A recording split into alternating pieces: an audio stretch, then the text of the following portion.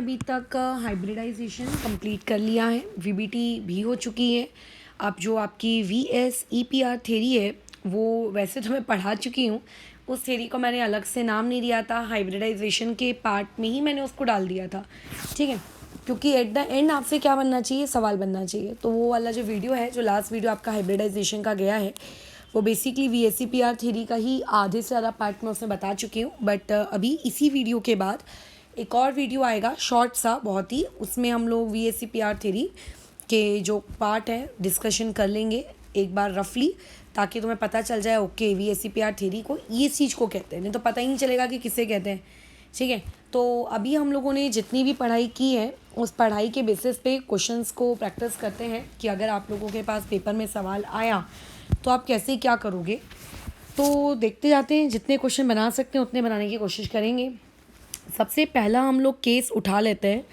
जैसे कल हम लोगों ने केस लिया था AB2 टाइप का। अब AB2 टाइप मतलब क्या होता है ये मैं कल ही बता चुकी हूँ हाइब्रिडाइजेशन वाले पार्ट में, कि A आप लोगों का सेंट्रल एटम होता है और B मतलब उसने कितने सिग्मा बॉन्ड बनाए हैं, ठीक है। तो इसमें से पहला हम लोग एग्जांपल ले लेते हैं BeCl2। अब तुम्हें BeCl2 का बताना है, उसकी शेप क्या होगी, इसकी ज्योमेट्री क्या होगी, ठीक है। तो मतलब सेंट्रल एटम कैसा रहेगा Be, और यहाँ पे क्या रहेगा Cl, यहाँ पे क्या रहेगा Cl। बेरिलियम में क्या कोई लोन पेयर होता है, कोई लोन पेयर नहीं होता। तो देयरफॉर यहाँ पे स्टेरिक नंबर कितना है, आपके पास 2 ही सिग्मा बॉन्ड है और 0 लोन पेयर है, तो स्टेरिक नंबर 2 है। क्योंकि स्टेरिक नंबर 2 है तो यहाँ पे हाइब्रिडाइजेशन क्या रही होगी, sp हाइब्रिडाइजेशन रही होगी, ठीक है। अच्छा, और जब कोई भी लोन पेयर नहीं होता है, जब कोई भी लोन पेयर नहीं होता है तो देयरफॉर जो ज्योमेट्री होती है और जो शेप होती है वो दोनों में ही क्या होती है, सेम होती है। सो देयरफॉर BeCl2 जो आप लोगों ने बनाया है, ये BeCl2 की जो शेप होगी वो शेप आप लोगों की कैसी रहेगी, लीनियर रहेगी, ठीक है। शेप क्या रहेगी, लीनियर, ठीक है ना। अच्छा, अब यहाँ पे AB2 टाइप, या फिर आप इसकी बेस्ट हेडिंग दे दो, ये कौन सा है आप लोगों का, SP हाइब्रिडाइजेशन वालों के मैं एग्जांपल ले रही हूँ, ठीक है। SP हाइब्रिडाइजेशन वालों के एग्जांपल लिए जा रहे हैं। और उसमें से भी अगर कोई तुमसे इसका टाइप पूछेगा कि ये कौन से टाइप का है, तो तुम उसको मैं क्या सजेस्ट करोगे कि आप लोगों के AB2 टाइप का मॉलिक्यूल है। अच्छा, अब आ जाते हैं नेक्स्ट वाले पार्ट में। मान लेते हैं मैंने तुमसे कहा नाइट्रोजन बनाओ, ठीक है। तो सबसे पहले तो एक बात याद रखना, जब 2 ही पॉसिबल मतलब N2O2 ये सब आपके पास है तो वो लीनियर ही होंगे। बट अगर मैं तुम्हें N2 बनाने को कहा, पूछा कि यहाँ पे हाइब्रिडाइजेशन क्या है बताओ, तो स्ट्रक्चर कैसे बनाते हैं लिपिड के थ्रू ये ऑलरेडी बताया जाएगा, बार बार रिपीट, ठीक है, बार बार रिपीट करके क्या मतलब है, ऑलरेडी कैसे बनाते हैं। अब यहाँ देखो, आप लोगों के पास सेंट्रल एटम आपने नाइट्रोजन लिया और उसके आजू बाजू 5 बिंदी बना दी। 5 क्यों बना रहे हैं, अगर याद नहीं आ रहा है तो लेविस की ड्राइंग जाकर चेक करना। अब ये रहा, आपको उससे एक दूसरा नाइट्रोजन कनेक्ट करना है। अब तुम तो जानते ही हो, आपने लोअर स्टैंडर्ड से पढ़ा है कि एक नाइट्रोजन और दूसरे नाइट्रोजन के बीच में क्या रहेगा, आप लोगों के पास, इसके पास भी 3 बिंदियां, इसके पास भी 3 बिंदियां, क्योंकि दोनों को 3 बॉन्ड बनाने हैं, ये आपस में 3 आपके इस तरीके से बॉन्ड बना लेते हैं और उनके पास एक लोन पेयर बचा हुआ रहता है। तो अगर तुम यहाँ पे इस नाइट्रोजन को एज अपना सेंट्रल एटम देखते हो तो यहाँ पे इसमें स्टेरिक नंबर कितना है, देखो स्टेरिक नंबर में से सिग्मा बॉन्ड को कैलकुलेट किया जाता है। सिग्मा के बाद जो 2 आते हैं वो दोनों पाए होते हैं। तो आपके पास सिग्मा तो देखो एक ही है, और इस नाइट्रोजन के रिस्पेक्ट में यहाँ पे लोन पेयर भी कितना है, एक ही है। अब इस चीज को ऐसे मत काउंट कर लेना कि बाजू वाले का भी लोन पेयर ले रहे हो, वो एक दूसरा आइटम आ गया ना। आपने लेफ्ट वाले को सेंट्रल लिया तो लेफ्ट वाले का लोन पेयर, अगर राइट वाले को सेंट्रल मानते तो राइट वाले का, क्योंकि दोनों ही सिमेट्रिकल है, किसी को भी सेंट्रल मानो उससे क्या फर्क पड़ता है। तो स्टेरिक नंबर 2 आया। अब अगर का स्टेरिक नंबर 2 आता है तो उसकी हाइब्रिडाइजेशन क्या हो जाती है, sp हो जाती है। अब आपकी sp हाइब्रिडाइजेशन एक ऐसी हाइब्रिडाइजेशन है जिसमें लीनियर के अलावा कोई दूसरी मतलब शेप पॉसिबल ही नहीं है। ज्योमेट्री तो ऑब्वियस है कि आप लोगों की लीनियर ही रहेगी, बट sp3 हाइब्रिडाइजेशन में sp हाइब्रिडाइजेशन में लोन पेयर आ चुका है, एक सिग्मा बॉन्ड है, ऊपर वाले केस में तो 2 सिग्मा बॉन्ड थे। बट अगेन इसकी जो हाइब्रिडाइजेशन है वो अभी भी क्या रहेगी, sp, और इसकी जो ज्योमेट्री है वो भी क्या रहेगी, लीनियर, और यहाँ पे शेप भी क्या रहेगी, लीनियर, क्योंकि यहाँ पे और कोई दूसरा केस बन ही नहीं सकता, ठीक है। अच्छा, अब आ जाते हैं सी पार्ट। किसी ने तुमसे कहा कि CO2 बनाओ, ठीक है, तो CO2 कैसे बनाओगे, तुम्हें रफ आइडिया तो पता है ना CO2 कैसे बनाते हैं। रफ रफ रफ तरीके से इसका एक स्केच तैयार करो। कार्बन होता है, डबल बॉन्ड ऑक्सीजन होता है, डबल बॉन्ड ऑक्सीजन होता है। बट अभी अगर मैं इस रफ स्केच को देखूँ तो इस रफ स्केच के हिसाब से आप लोगों के पास स्टेरिक नंबर कितना आएगा? क्यों आएगा स्टेरिक नंबर 2? क्योंकि 2 सिग्मा बॉन्ड है, ये 1 सिग्मा और ये वाला 1 सिग्मा। कार्बन 4 बॉन्ड बनाता है, वो बना चुका है, कोई लोन पेयर उस पर है नहीं, तो यानी कि टोटल स्टेरिक नंबर बराबर कितना है? 2। और उसके अलावा यहाँ पे अगर स्टेरिक नंबर बराबर 2 है तो हाइब्रिडाइजेशन कितनी हो जाती है? sp हाइब्रिडाइजेशन हो जाती है। अब sp हाइब्रिडाइजेशन तो लीनियर होनी चाहिए, बराबर है। तो इसीलिए इस CO2 का जो हम लोग करेक्ट स्ट्रक्चर बनाएंगे वो कैसा बनाएंगे? ऐसा सीधा। रफ में आप जैसा बनाते हो बनाओ, बट एक्चुअल स्ट्रक्चर CO2 का कैसा रहेगा? ऐसा, सच दैट कि ये वाला एंगल आप लोगों का कितना डिग्री रहेगा? 180 डिग्री रहेगा। लीनियर में एंगल कितना रहता है? 180 डिग्री रहता है ना, बस वही। अच्छा, अब एक और sp हाइब्रिडाइजेशन का एक और एग्जांपल लेते हैं। एक और एग्जांपल sp हाइब्रिडाइजेशन में अगर मैं लूँ तो वो है आपका अजाइड आयन। जैसे आपने 10th क्लास में आयन्स पढ़े थे ना, sulphate ion, nitrate ion, nitrite ion, वैसे ही azide ion. What do you mean by the term azide ion? Azide ion का मतलब होता है N3 नेगेटिव, इसे हम अजाइड आयन कहते हैं। तो यानी कि 3 नाइट्रोजन है। अब आपको सबसे पहले तो इसका रफ स्ट्रक्चर बनाना है, इसकी एक्चुअल स्ट्रक्चर में हम बाद में बात करेंगे। तो एक नाइट्रोजन को मैंने सेंट्रल एटम ले लिया, उसके आजू बाजू मैंने ऐसी 5 बिंदियां बना दी। अब एक दूसरा नाइट्रोजन भी है और एक और बाजू में एक नाइट्रोजन और है। अब सोचो अगर तीसरा नाइट्रोजन नहीं होता तो तुम्हें इतनी तो जानकारी है कि आप लोगों का एक नाइट्रोजन दूसरे नाइट्रोजन से कितने बॉन्ड से कनेक्टेड होता है? ट्रिपल बॉन्ड से कनेक्टेड होता है, और इसकी वजह से इसके ऊपर एक लोन पेयर भी है। लेकिन अब तो हम जानते हैं कि आप लोगों के पास एक नाइट्रोजन और है, तो वो जो एक नाइट्रोजन है वो इस एक नाइट्रोजन से कनेक्ट हुआ है, वो एक नाइट्रोजन इस एक नाइट्रोजन से कनेक्ट हुआ है। अच्छा, अब जब वो एक नाइट्रोजन इस एक नाइट्रोजन से कनेक्ट हुआ होगा, ठीक है, जब वो एक नाइट्रोजन दूसरे नाइट्रोजन से कनेक्ट हुआ होगा तो ऐसे में यहाँ पे तो फिर 1 2 3 4 बिंदियाँ होनी चाहिए, बट नाइट्रोजन में 4 बिंदियाँ तो होती नहीं है, बताओ यार। और यहाँ पे इस बेचारे के ऊपर 1 बिंदी आ गई है। अच्छा चलो ठीक है, वो भी ठीक है। और क्या, इस वाले का क्या ऑक्टेट कंप्लीट है? वो बोलेगा हाँ यार मेरा तो ऑक्टेट कंप्लीट है, मुझे तो कोई दिक्कत नहीं है, क्योंकि ग्रुप पीरियड नंबर 2 के लोगों की कंडीशन ही क्या होती है? हमारा ऑक्टेट कंप्लीट होना चाहिए। अब देखो जो ये वाली स्पीशीज़ है, इसके पास कितने इलेक्ट्रॉन्स हो गए? 9 इलेक्ट्रॉन्स हो गए, यानी कि इसका ऑक्टेट कंप्लीट ना है, बल्कि इसके पास तो ऑक्टेट से ज़्यादा आ गए। कंप्लीट ना है मतलब ज़्यादा आ गए। और यहाँ पे अगर तुम इसको देखो तो इस बेचारे के पास तो मात्र 6 इलेक्ट्रॉन्स हैं, तो इसका तो ऑक्टेट ही कंप्लीट नहीं है। तो देखो हम क्या करते हैं, यहाँ पे ये जो नाइट्रोजन था, इस बॉन्ड के बनने से पहले, ये वाले बॉन्ड के बनने से पहले इस नाइट्रोजन के ऊपर भी ऐसे दोनों इलेक्ट्रॉन्स थे। अभी अभी हमने ऊपर N2 का स्ट्रक्चर देखा है। तो ये जो नाइट्रोजन है, ये नाइट्रोजन क्या डिसाइड करता है कि अगर मैं उस बाजू वाले नाइट्रोजन को सिर्फ एक इलेक्ट्रॉन दूंगा तो एक इलेक्ट्रॉन देने से होगा क्या?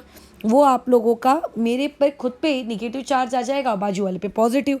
और इससे पहले फॉर्मल चार्ज वाली क्लास में मैंने बताया है कि अगर किसी मॉलिक्यूल पे फॉर्मल चार्ज क्रिएट हो जाता है तो फॉर्मल चार्ज उस मॉलिक्यूल की स्टेबिलिटी नहीं बनाता, बल्कि उस मॉलिक्यूल को अनस्टेबल करता है। तो इसका मतलब ये अपने दोनों इलेक्ट्रॉन इसको डोनेट कर रहा है, ठीक है, ये दोनों इलेक्ट्रॉन इसको डोनेट कर रहा है, बराबर। कोऑर्डिनेशन बॉन्ड के फॉर्मेट में हम शो कर रहे हैं, ये दोनों इलेक्ट्रॉन इसको क्या कर रहा है? डोनेट कर रहा है। ये इस तरीके से आपका अजाइड आयन आप लोगों को बेसिकली दिखता है, अजाइड आयन आपको इस तरीके से दिखता है। अब लेकिन क्या जब इसने दोनों इलेक्ट्रॉन अपने डोनेट किए तो तुम खुद सोचो, आपके जो नाइट्रोजन ने क्या खुद के कोई इलेक्ट्रॉन यूज़ किए? इस नाइट्रोजन ने अपना कोई खुद का कोई इलेक्ट्रॉन यूज़ नहीं किया, कतई यूज़ नहीं किया। इसीलिए ये इसका एक्चुअल स्ट्रक्चर है और इस पे यहाँ पे हम लोग कौन सा चार्ज दे देंगे? Negative charge. This is azide ion. अब अगर तुमने इसको सेंट्रल एटम माना है, जो कि ऑब्वियसली सेंट्रल एटम तो वही है, अगर तुमने इसको सेंट्रल एटम माना है तो इस सेंट्रल एटम में देखो सिग्मा का है, ये एक सिग्मा, और कोऑर्डिनेशन बॉन्ड को भी एज अ सिग्मा काउंट किया जाता है। तो अब यहाँ पे आप लोगों का स्टेरिक नंबर में 2 सिग्मा है, प्लस क्या इस बीच वाले नाइट्रोजन पे कोई लोन पेयर है? नहीं, क्योंकि उसका ऑक्टेट कंप्लीट हो चुका है।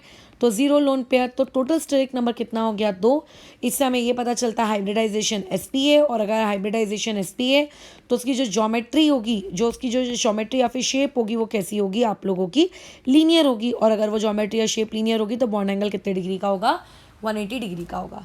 ठीक है, तो ये अजाइड आयन था। अजाइड आयन पूछा जा सकता है कल को कि अजाइड आयन में बताइए हाइब्रिडाइजेशन कितनी है, क्या है। तो आपको यही पता होना चाहिए कि पहली बात तो अजाइड आयन किसको कहते हैं। अगर यही नहीं पता है कि अजाइड आयन किसे कहते हैं तो फिर तो हाइब्रिडाइजेशन निकालने का भी क्या मतलब सेंस बनता है। चलिए आगे बढ़ते हैं, फिर हम लोग नेक्स्ट वाले में आते हैं। तुम्हें नाइट्रोनियम आयन दिया गया है, ठीक है, तुम्हें क्या दिया गया है, nitronium ion. So let's imagine आप लोगों के पास आया है nitronium ion. What do you mean by the term nitronium ion. Nitronium ion हम लोग NO2 पॉजिटिव को कहते हैं, ठीक है। नाइट्रोनियम आयन हम किसको कहते हैं, NO2 पॉजिटिव को कहते हैं। अच्छा, तो अगर मैं इसका स्ट्रक्चर बनाने जाऊँ तो सेंट्रल एटम में किसको लूँगी, नाइट्रोजन को लूँगी। अच्छा, ले लिया।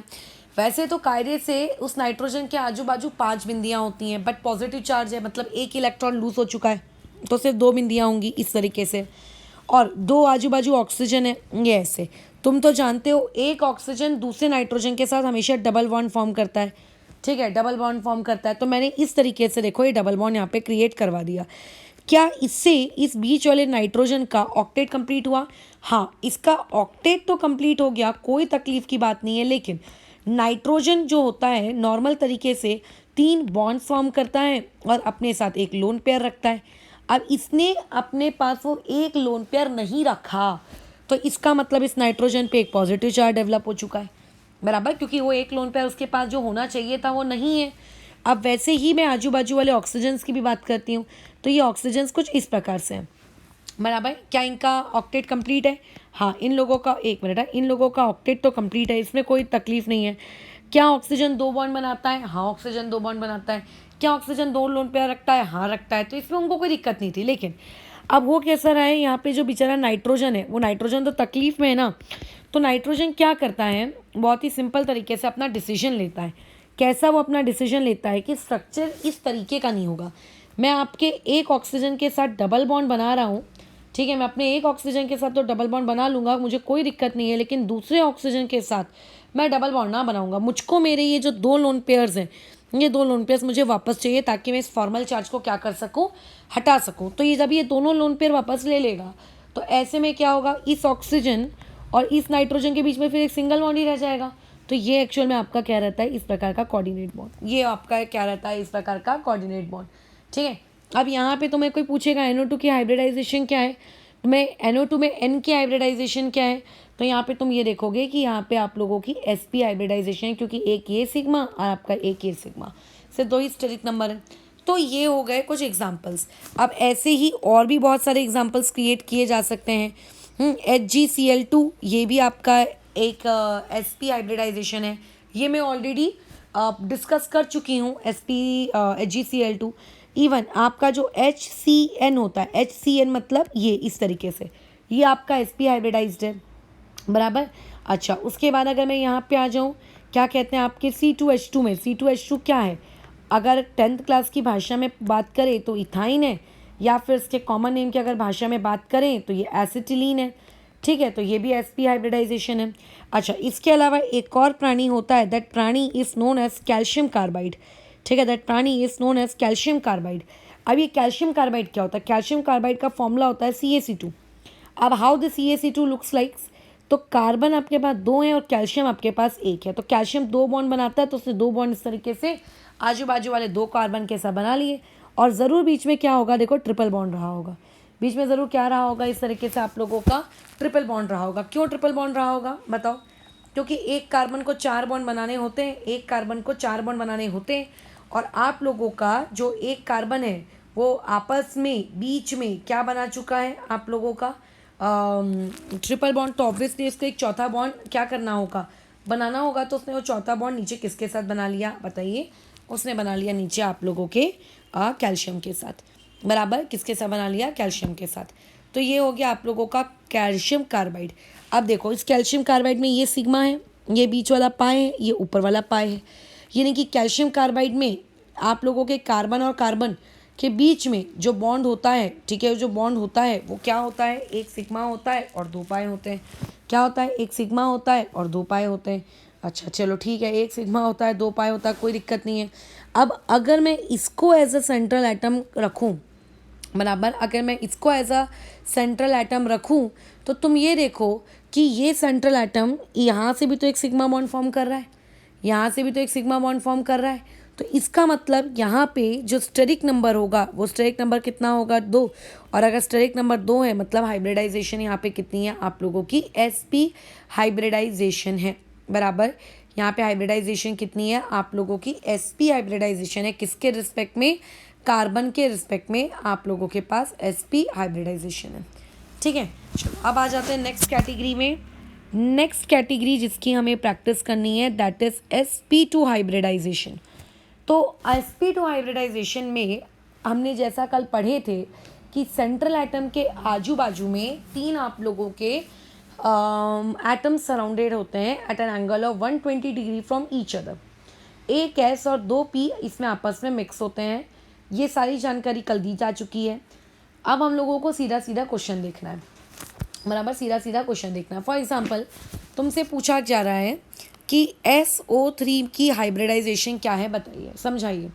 तो तुम कहोगे सल्फर के आजू बाजू 6 बिंदियाँ होती हैं, स्ट्रक्चर ड्रॉ करो।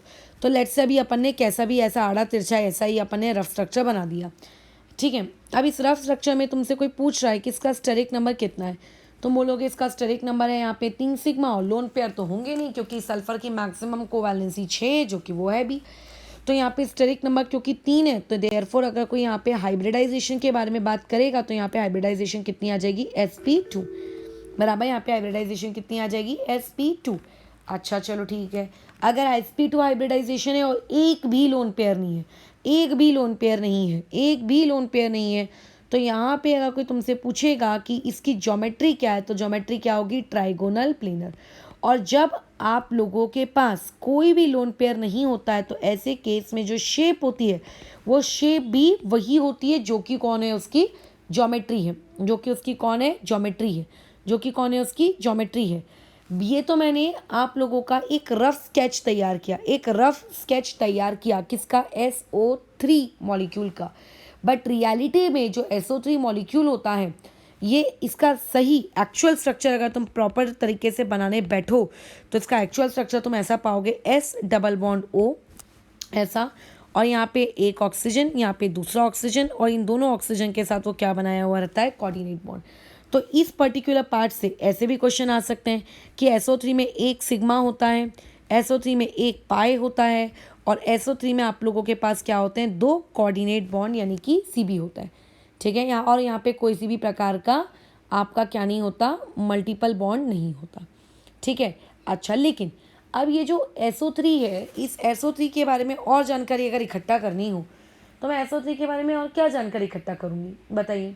तो इससे मुझे कुछ समझना पड़ेगा कि अच्छा क्या जानकारी इकट्ठा करनी है, कैसी जानकारी इकट्ठा करनी है। सोचो, ध्यान से सुनो। अभी यहाँ पे अगर तुमसे कोई पूछे कि S की हाइब्रिडाइजेशन क्या है, तुम बोलोगे sp2। मैंने बोला कि इस S ने O के साथ एक सिग्मा बॉन्ड बनाया, मैंने बोला हाँ बनाया, कोई दिक्कत नहीं है, क्या करूँ मैं, इसका बना लिया। अब बोलो आगे। तो अब यहाँ पे अगर मैं तुमसे पूछूं कि एक पाए भी बनाया, तुम बोलोगे हाँ बनाया। तो जब वो पाए बन रहा था तो क्या sp2 हाइब्रिडाइज्ड ऑर्बिटल पार्टिसिपेट किया होगा, क्या नहीं।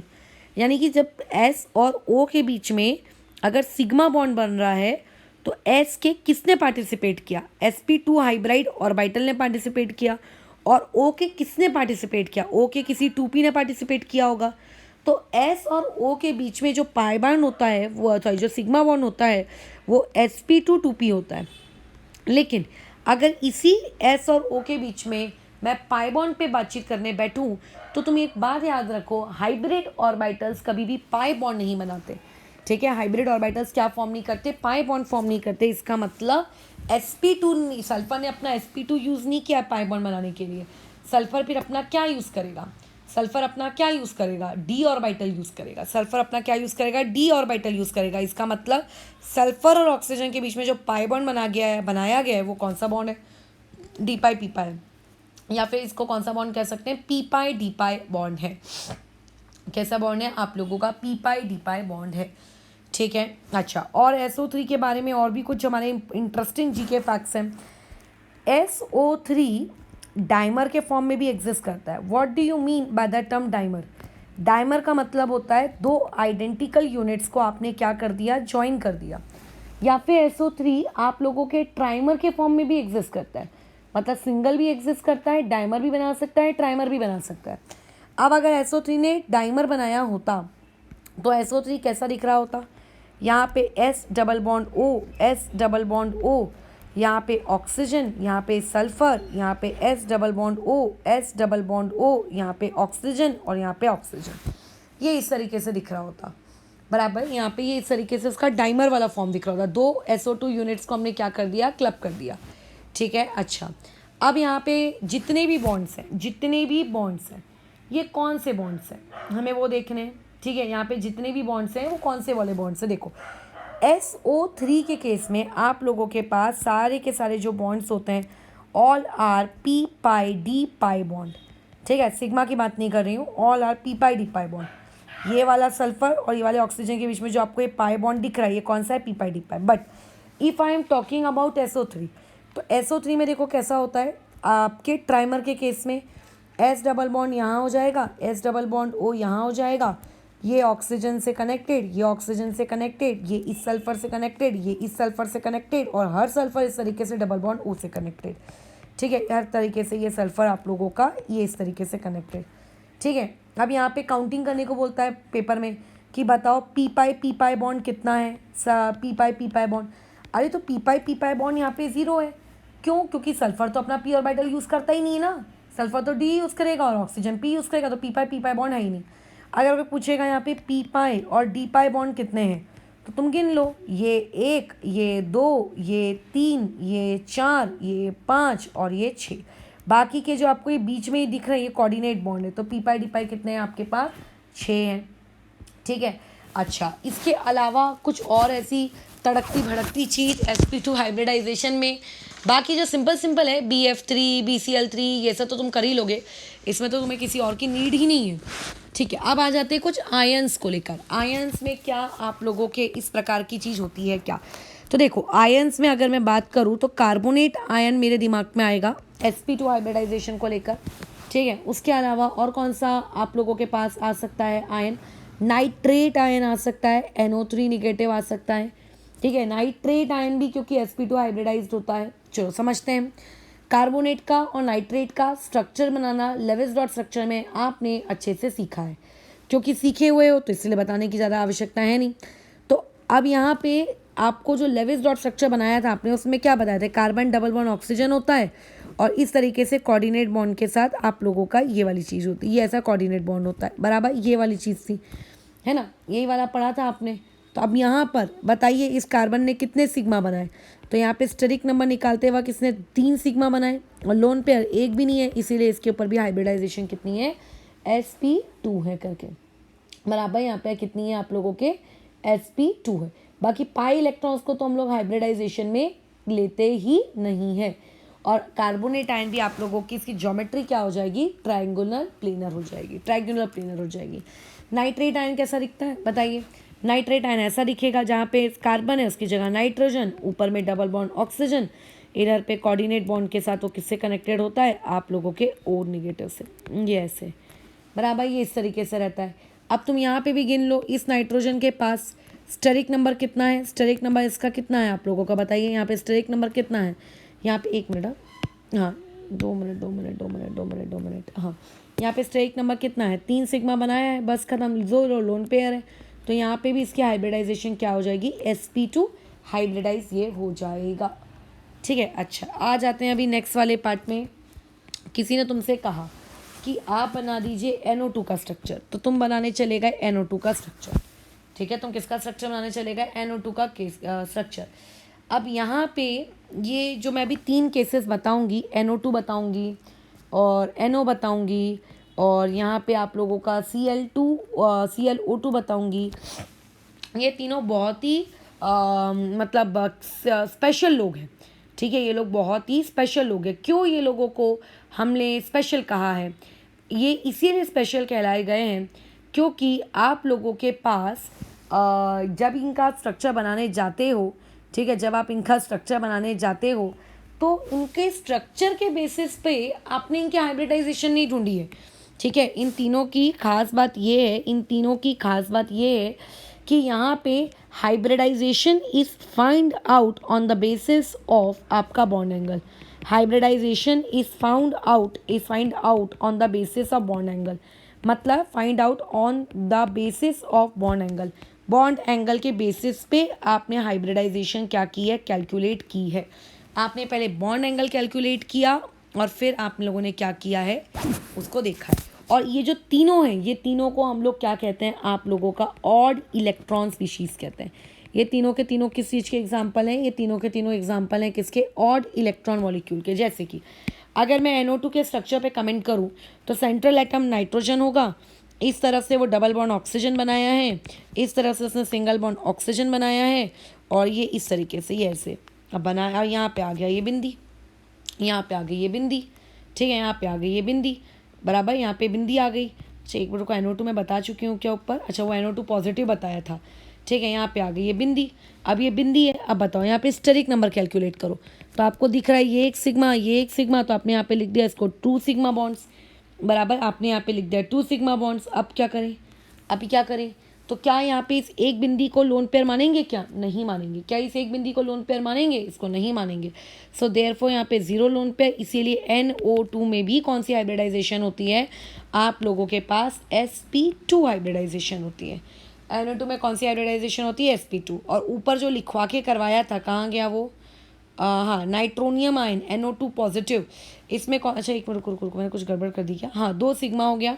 अच्छा अब आ जाते हैं हम लोग लोन पेयर पे, तो यहाँ तो sp2 हाइब्रिडाइजेशन होनी चाहिए, बट ठीक है, बट ये आप लोगों की sp2 हाइब्रिडाइजेशन सॉरी कितनी होनी चाहिए, आपकी sp होनी चाहिए। रुको मेरा ध्यान किधर है यार, एक मिनट। हाँ हम लोग एक्सपेक्ट कर रहे थे कि इसकी जो हाइब्रिडाइजेशन है, एक्सपेक्टेड रिजल्ट हमारा ये था कि एक्सपेक्टेड हम लोगों की हाइब्रिडाइजेशन sp जानी चाहिए।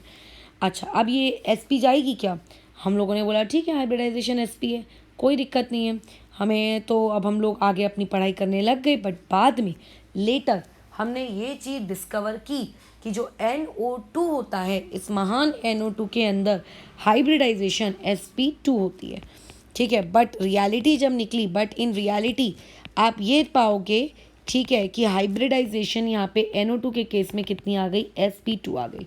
यहाँ पे बॉन्ड एंगल क्योंकि जब निकाला गया स्पेक्ट्रोस्कोपीज को यूज़ करके तो 134 डिग्री था, और क्योंकि अगर इसका बॉन्ड एंगल 134 डिग्री है तो ऑब्वियसली इसकी जो ज्योमेट्री या जो शेप हो गया वो लीनियर तो होगी नहीं, है ना। अगर ये एक sp हाइब्रिडाइजेशन वाला होता तो बॉन्ड एंगल स्पेक्ट्रोस्कोपीज की मदद से 180 निकल के आने चाहिए थे, बट इसका बॉन्ड एंगल 180 नहीं आ रहा है, 134 आ रहा है, जो कि sp2 हाइब्रिडाइजेशन में 120 डिग्री आइडियली होना चाहिए। बट इलेक्ट्रॉन्स जब नहीं होते हैं, मतलब जब लोन पेयर्स नहीं होते, तब आइडियली 120 होना चाहिए, बराबर। तो इसका 120 के आसपास ही तो है, 134 डिग्री, बट 180 से तो बहुत ही कम है ना, 180 से बहुत ही कम है। और इसकी जो ज्योमेट्री देखी गई है, जो पाई गई कि इसकी ज्योमेट्री क्या है, तो इसकी जो ज्योमेट्री थी वो ज्योमेट्री कैसी निकल के आई, geometry is trigonal planar. Geometry क्या थी इसकी, ट्राइगोनल प्लेनर थी, लेकिन इसका जो शेप था, वो शेप इसका निकल के आया बेंट, बराबर, जिसको आप लोग वी शेप भी कहते हो या फिर इसको एंगुलर शेप भी कहते हो। ये निकल के आया हाइब्रिडाइजेशन किसमें, NO2 में। तो ये जो ऊपर में 3 केसेस दिए गए हैं, NO2, NO, ClO2, इसमें हम लोग उनके हाइब्रिडाइजेशन उसके बेसिस पे नहीं निकाल रहे हैं, किसके बेसिस पे, कि उनका हमने लेविस डॉट स्ट्रक्चर क्या बनाया।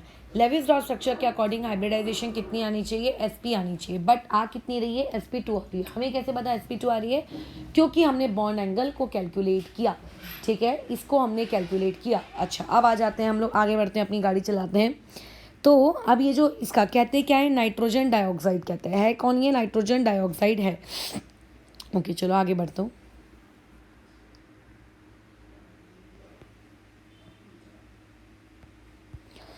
ठीक है अब यहाँ पे आ गए, क्या है आप लोगों का नेक्स्ट केस में आ गए।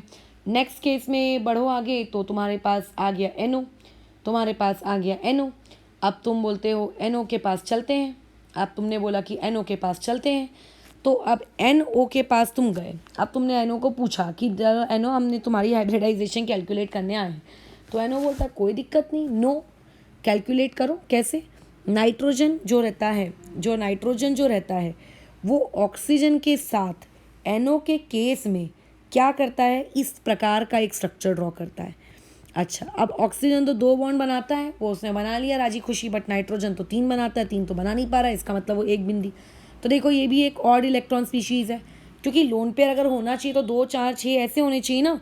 बताओ, अब मैं अगर तुमसे यहाँ पूछूंगी कि बताइए कि यहाँ पे स्टेरिक नंबर क्या है, तो तुम बोलोगे कि देखो एक सिग्मा बॉन्ड है, आपको एक लोन पेयर दिख रहा है और एक आधा पेयर भी दिख रहा है, एक आधा लोन पेयर भी दिख रहा है। 2 इलेक्ट्रॉन को एक लोन पेयर कहते हैं, तो अगर एक इलेक्ट्रॉन है तो उसको आधा लोन पेयर कहेंगे। तो इनडायरेक्टली यहाँ पे जो टोटल वैल्यू आनी चाहिए स्टेरिक नंबर की, ठीक है, स्टेरिक नंबर की वो कुछ आनी चाहिए थी, लेट्स से 2.5 के आसपास। अब 2.5 तो कोई हाइब्रिडाइजेशन होती नहीं है, बराबर, 2.5 तो कोई हाइब्रिडाइजेशन होती ही नहीं है। तो 2.5 से कौन सी हाइब्रिडाइजेशन बोलोगे इसको, तो इसको तो कोई हाइब्रिडाइजेशन नहीं कहते। तो फिर ये जो चीज़ है क्या होगी, आप बोलोगे इसको एक्सक्लूड कर दो, इसको हटा दो। तो अगर मैं इसको हटा देती हूँ तो मेरी हाइब्रिडाइजेशन SP हो जाएगी, बराबर। अगर मैं इसको हटा देती हूँ तो मेरी हाइब्रिडाइजेशन क्या हो जाएगी, आप लोगों की SP हो जाएगी। मैं बोलूँगी चलो ठीक है, चलता है। बट एक्सपेरिमेंटल रिजल्ट्स अगेन वही ऊपर वाले प्रवचन शोज दैट कि यहाँ पे हाइब्रिडाइजेशन जो रहती है वो हाइब्रिडाइजेशन आप लोगों की SP2 है। How it is SP2, let us see. जो आपका NO होता है वो बेसिकली इस फॉर्म में पाया जाता है, ठीक है। जो आपका NO होता है, NO का जो एक्चुअल स्ट्रक्चर है, NO के फॉर्म में नेचर में मिलता ही नहीं है। एक्चुअली जो NO होता है, NO इज़ फाउंड एज, आपको नेचर में NO किस प्रकार से मिलेगा, ये इस प्रकार से मिलता है, N डबल बॉन्ड O, यहाँ पे ऑक्सीजन के ऊपर 2 लोन पेयर, ऑक्सीजन के ऊपर 1, तो जो बाजू में एक दूसरा भी तो N होगा, तो वो जो दूसरा N है वो भी तो ऑक्सीजन के साथ जुड़ा है। अब ये जो 2 N है यही आपस में बॉन्ड बना लेता है, यानी कि आपके पास बेसिकली NO नहीं होता है, आपके पास बेसिकली N2O2 होता है, ठीक है। मतलब वो डाइमर के फॉर्म में एग्जिस्ट करता है NO, और हम जो उसकी हाइब्रिडाइजेशन निकाल रहे हैं वो हाइब्रिडाइजेशन भी हम उसकी किस फॉर्म में निकाल रहे हैं, उसके डाइमर वाले फॉर्म में निकाल रहे हैं। अब तुम देख लो, अब तुम यहाँ पे देख लो कितने सिग्मा बॉन्ड है, 2 सिग्मा बॉन्ड है और 1 लोन पेयर है। So therefore now hybridization will be what, SP2।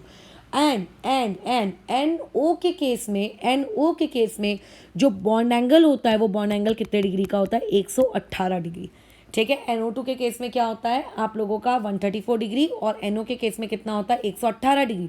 Even जो आपका NO2 होता है वो भी NO2 के फॉर्म में नहीं एग्जिस्ट करता, NO2 डाइमर के फॉर्म में एग्जिस्ट करता है। जब वो डाइमर बनाता है तो इस तरीके से बनाता है, वो डाइमर बनाता है तो वो इस तरीके से डाइमर बनाता है, ताकि तुम काउंट करो तो तुम्हें यहाँ पे कितने सिग्मा बॉन्ड देखने को होना, तुम्हें वहाँ पे इस नाइट्रोजन के कितने सिग्मा बॉन्ड देखने को हो रहे हैं, 3 सिग्मा और 0 लोन पेयर, और 3 सिग्मा की वजह से इसकी हाइब्रिडाइजेशन कितनी है, SP2, ठीक है। इसकी क्या है, SP2, इसकी हाइब्रिडाइजेशन क्या है, SP2। वैसे ही आ जाते हैं हम लोग अभी हमारे दूसरे प्राणियों पर। दूसरे प्राणी लोग हमें कौन है, तो दूसरा प्राणी है हमारा Cl2O, ठीक है। अच्छा, यहाँ पे Cl2O में तुम सेंट्रल एटम किसको लोगे, सेंट्रल एटम क्लोरीन को लोगे। ये क्लोरीन के आजू बाजू कितनी बिंदियाँ होती हैं, 7 होती हैं। ये 1 2, ये 1 2, यानी कि 4 बिंदियाँ तो यहीं यूज़ हो गई। ये 5वीं 6वीं और ये 7वीं बिंदी। तो देखो ये भी ऑड इलेक्ट्रॉन स्पीशीज़ है, ठीक है, ये भी ऑड इलेक्ट्रॉन स्पीशीज़ है। अब ऐसी ऑड इलेक्ट्रॉन स्पीशीज़ का अब तुमसे पूछा जा रहा है कि बताओ यहाँ पे हाइब्रिडाइजेशन क्या है, समझाइए, आप डिटेल दीजिए। तो अब इसमें जो लॉजिक हम लोगों ने ऊपर लगाया है, अगर वही लॉजिक वही कंसेप्ट आप नीचे लगाओ तो आप ये देखोगे कि आप लोगों के पास जो ये क्लोरीन है, यहाँ पे ये क्लोरीन 1 सिग्मा बना रहा है, सॉरी 2 सिग्मा बना रहा है, देखो 1 इधर और 1 लोन पेयर। तो वैसे ही ये अपने आप ही 3 हो रहा है और अपने आप ही इसका हाइब्रिडाइजेशन क्या आ रहा है, SP2। इसका मतलब ज़रूर इसका ये वाला जो इलेक्ट्रॉन रहा होगा, ठीक है, इस इलेक्ट्रॉन को आपने काउंट या फिर उसने उसका हाइब्रिडाइजेशन में पार्टिसिपेट नहीं किया होगा। तो इसका आंसर आएगा नॉट काउंटेड इन हाइब्रिडाइजेशन, बराबर। इसका क्या आ जाएगा, नॉट काउंटेड इन हाइब्रिडाइजेशन। यानी कि जैसे ऊपर वाले NO और जैसे नीचे वाले NO2 आप लोगों का क्या हो रहा था, डाइमर बना रहे थे, ठीक है। Cl2O डाइमर नहीं बनाता, डज नॉट फॉर्म डाइमर, ये डाइमर नहीं बना रहा है। इसका अपने आप हम लोगों ने देखा कि क्या आता है, SP2 हाइब्रिडाइजेशन निकल के आ रहा है। अब हमारे दिमाग में डाउट आएगा कि Cl2O ने डाइमर क्यों नहीं बनाया, एक्सप्लेन अस द रीज़न। तो देखो उसका जो रीज़न है वो उसके इलेक्ट्रॉनिक कॉन्फ़िगरेशन में लाई करता है। अभी क्लोरीन का एटॉमिक नंबर है 17, अगर आप उसका इलेक्ट्रॉनिक कॉन्फ़िगरेशन लिखो तो 1s2 2s2 2p6 3s2 3p5, ये उसका ग्राउंड स्टेट इलेक्ट्रॉनिक कॉन्फ़िगरेशन मैंने क्लोरीन का लिख दिया। अब इसके ग्राउंड स्टेट इलेक्ट्रॉनिक कॉन्फ़िगरेशन को बना भी लेते हैं। तो देखो 3s2 यानी कि ये डब्बे में 2 इलेक्ट्रॉन्स रहे होंगे, 3p5 यानी कि यहाँ पे टोटल ऐसे 3 बॉक्सेस रहे होंगे, 2 बॉक्सेस आपके इस प्रकार से फिल्ड है, एक में इलेक्ट्रॉन है, दिस इज अ 3p5। अब तुम्हें तो पता है, कोवैलेंसी में सिखाया है कि 3D एग्जिस्ट करता है, और अगर 3D एग्जिस्ट करता है तो तुम्हें तो पता होना चाहिए कि एक्साइटेशन भी होगी। ठीक है, एक्साइटेशन भी होगी, क्या होगी, एक्साइटेशन भी होगी। ठीक है, अच्छा तो अब देखो कैसा होता है, देखो यहाँ पे ये इलेक्ट्रॉन कूदी मार के गया, यहाँ पे ये इलेक्ट्रॉन कूदी मार के गया यहाँ पे। ठीक है, तो यानी कि इससे ये चीज़ कैसी हो गई। अच्छा, इन इलेक्ट्रॉन्स को मैं कूदी क्यों करवा रही हूँ, क्यों कूदी करवा रही हूँ, एक्साइटेड क्यों करवा रही हूँ, क्योंकि according to ground state configuration you have only one unpaired electron, और आपके पास जितने अनपेयर्ड इलेक्ट्रॉन होते हैं उतने ही बॉन्ड बनते हैं। Therefore you can form only one bond, you can form only one bond. But अभी अभी हम लोगों को दिख रहा है हमको ClO2 बनाना है, इसका मतलब वो एक Cl 2 सिग्मा बॉन्ड बना रहा है आजू बाजू के क्लोरीन के साथ। तो ग्राउंड स्टेट में तो बना नहीं रहा होगा, तो ये ज़रूर एक्साइटेड स्टेट में बना रहा होगा। अब एक्साइटेड स्टेट में जब इसने गया तो इसने अपना क्या किया, पहले वो किसकी एक्साइटेशन कराएगा, 3s वाले इलेक्ट्रॉन की एक्साइटेशन कराएगा कि 3p के। तो पहले वो इलेक्ट्रॉन्स एक्साइट होते हैं जिनमें कम एनर्जी लग रही हो, जिनमें आपको कम एनर्जी लग रही हो। तो कम एनर्जी आपको किस में लग रही है, आप वो देखिए 3s में कि 3p में। तो अभी मैंने ऊपर से यहाँ पे अपने जब एक्साइटेशन कराए तो वो जो दोनों इलेक्ट्रॉन्स थे, यहाँ पे देखो ये सिंगल, ये आप लोगों का हो गया सिंगल, और यहाँ पे जो आपका ये d ऑर्बिटल था, वैकेंट d ऑर्बिटल, इस वैकेंट d ऑर्बिटल में ये 2 इलेक्ट्रॉन चले गए। अब यहाँ पे जो आपका s वाला है ये वैसे का वैसी। अब होगा क्या, अब आप लोगों का होगा क्या, sp2। अब जो केस आपका आया है ClO2 में, हाँ ClO2 में ये जो स्पीशीज़ है ये लोन पेयर है, ये जो स्पीशीज़ है, ये स्पीशीज़ कौन है आप लोगों की, लोन पेयर है। This is a lone pair, ये आपका लोन पेयर है। ये जो दिख रही है ना 2 बिंदियाँ, ये 2 बिंदियाँ कौन है, लोन पेयर है। अच्छा चलो ठीक है, कोई बात नहीं, वो लोन पेयर है।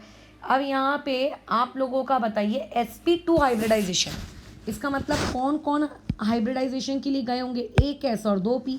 तो ये एक s और ये 2p मिलके इन लोगों ने क्या किया, हाइब्रिडाइजेशन किया। आप ये कह सकते हो परफॉर्म हाइब्रिडाइजेशन।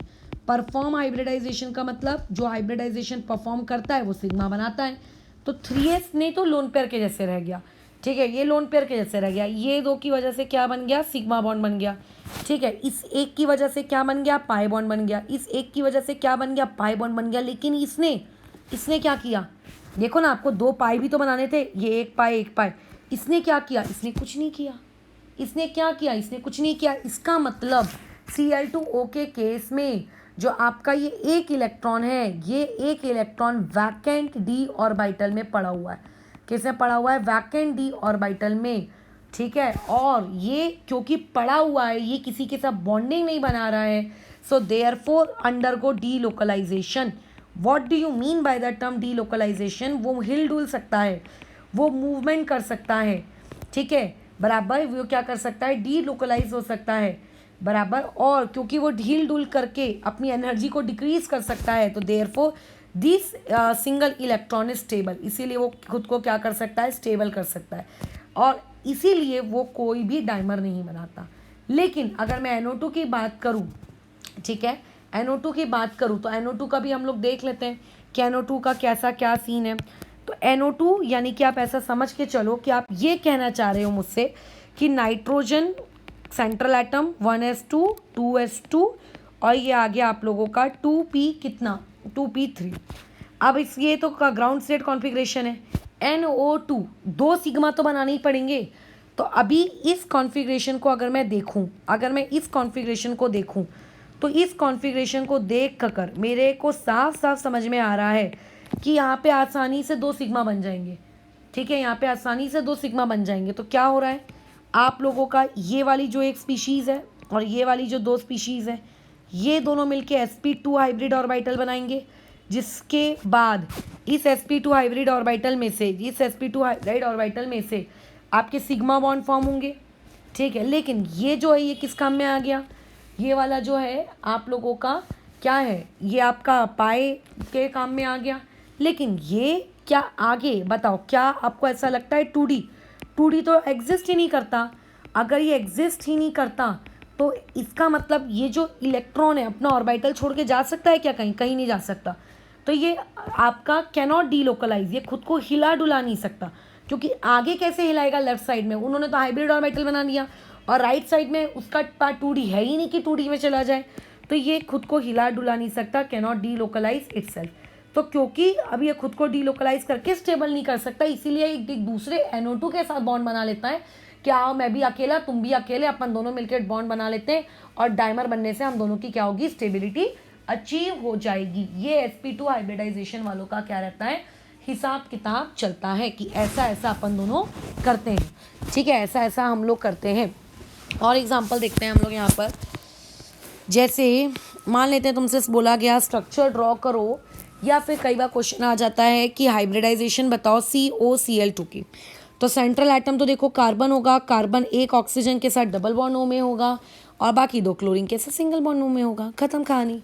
और यहाँ पे भी बताइए हाइब्रिडाइजेशन कौन सी है, यहाँ पे भी हाइब्रिडाइजेशन आपकी क्या कहते हैं sp2 है। ठीक है, यहाँ पे भी हाइब्रिडाइजेशन क्या है, sp2 है। लेकिन अब यहाँ पे ध्यान से सुनेंगे कुछ प्रवचंस, यहाँ पे ध्यान से सुनेंगे कुछ प्रवचंस। यहाँ पे तीनों एटम्स में से 2 एटम आइडेंटिकल है, क्लोरीन क्लोरीन, और एक एटम अलग है। तो क्लोरीन कार्बन क्लोरीन, इसके बीच में ये जो एंगल है, let us call this angle as alpha. और एक और प्रकार का एंगल आप यहाँ क्रिएट कर सकते हो, oxygen carbon chlorine, this angle will be known as what, beta. Similarly ये वाला एंगल भी बीटा ही कहलाएगा, क्यों, ऑक्सीजन कार्बन क्लोरीन है ना, तो ये भी बीटा ही है। तो उसको मैं नहीं ड्रॉ कर रही हूँ, तो आपके पास यहाँ एक अल्फा है और आपके पास 2 बीटा है।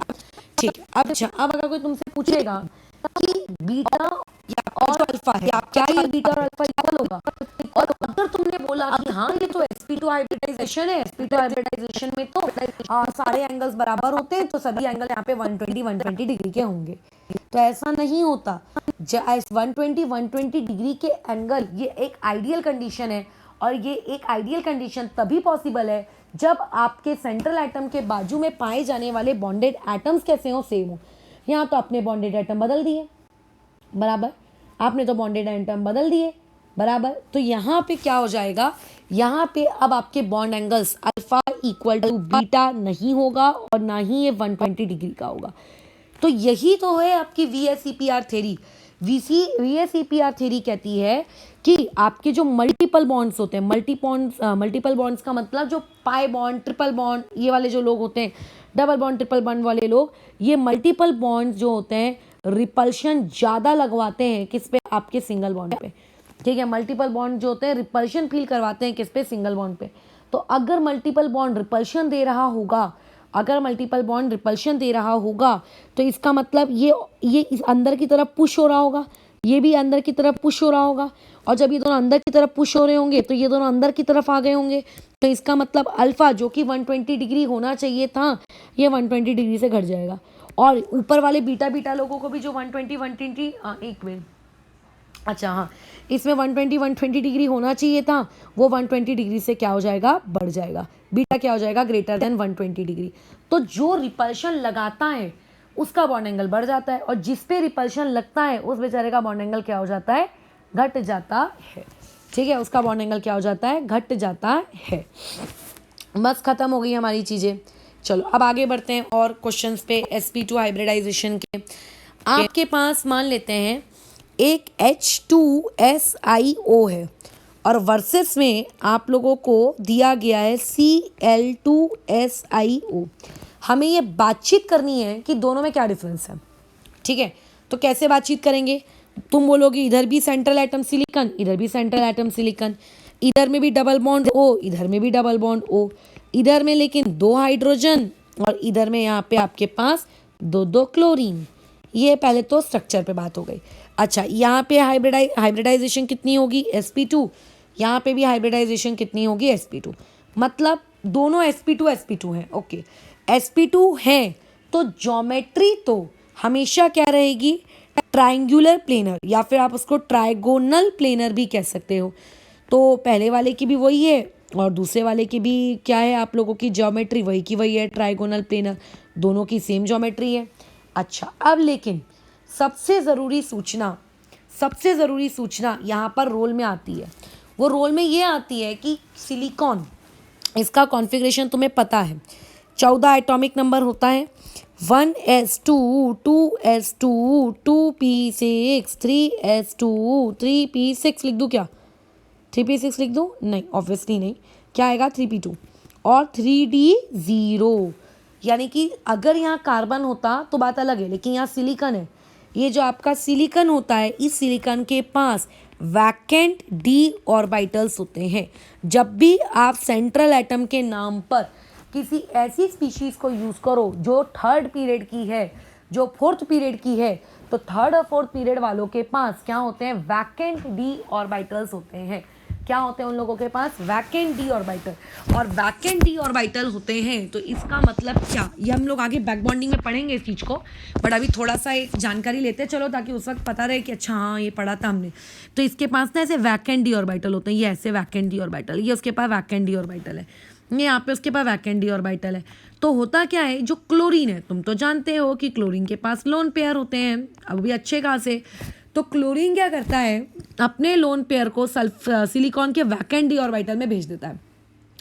ठीक है, जब कोई बॉन्डेड एटम अपने इलेक्ट्रॉन सेंट्रल एटम के वैकेंट डी ऑर्बिटल में भेजता है तो उसको हम लोग कहते हैं बैक बॉन्डिंग। मतलब यहाँ पे बैक बॉन्डिंग हो रही है। ठीक है, इसको हम लोग पढ़ेंगे आगे, बैक बॉन्डिंग भी, बैक बॉन्डिंग, बनाना बॉन्डिंग, ये सब पढ़ेंगे, बट अभी इंट्रो ले लिया है थोड़ा सा कि आखिर बैक बॉन्डिंग होती क्या है। जब बॉन्डेड एटम अपने लोन पेयर ऑफ इलेक्ट्रॉन्स को सेंट्रल एटम के वैकेंट डी ऑर्बिटल के पास भेजता है तो वहाँ पे बैक बॉन्डिंग हो जाती है। अच्छा, लेकिन यहाँ पे तो बेचारा जो ये हाइड्रोजन है, इसके पास तो कोई लोन पेयर ही नहीं है। तो अगर यहाँ पे कोई लोन पेयर नहीं है, यानी कि यहाँ पे किसी भी प्रकार की बैक बॉन्डिंग नहीं है, यहाँ पे किसी भी प्रकार की बैक बॉन्डिंग नहीं है। ठीक है, यहाँ पे किसी भी प्रकार की बैक बॉन्डिंग नहीं है, समझ रहे हो? अच्छा, तो ये हो गया पहला पॉइंट ऑफ डिफरेंस। लेकिन बैक बॉन्डिंग होने से हुआ क्या? बैक बॉन्डिंग होने से हुआ क्या? तो देखो, बैक बॉन्डिंग का मतलब सिलिकॉन और क्लोरीन के बीच में एक बॉन्ड और बन गया।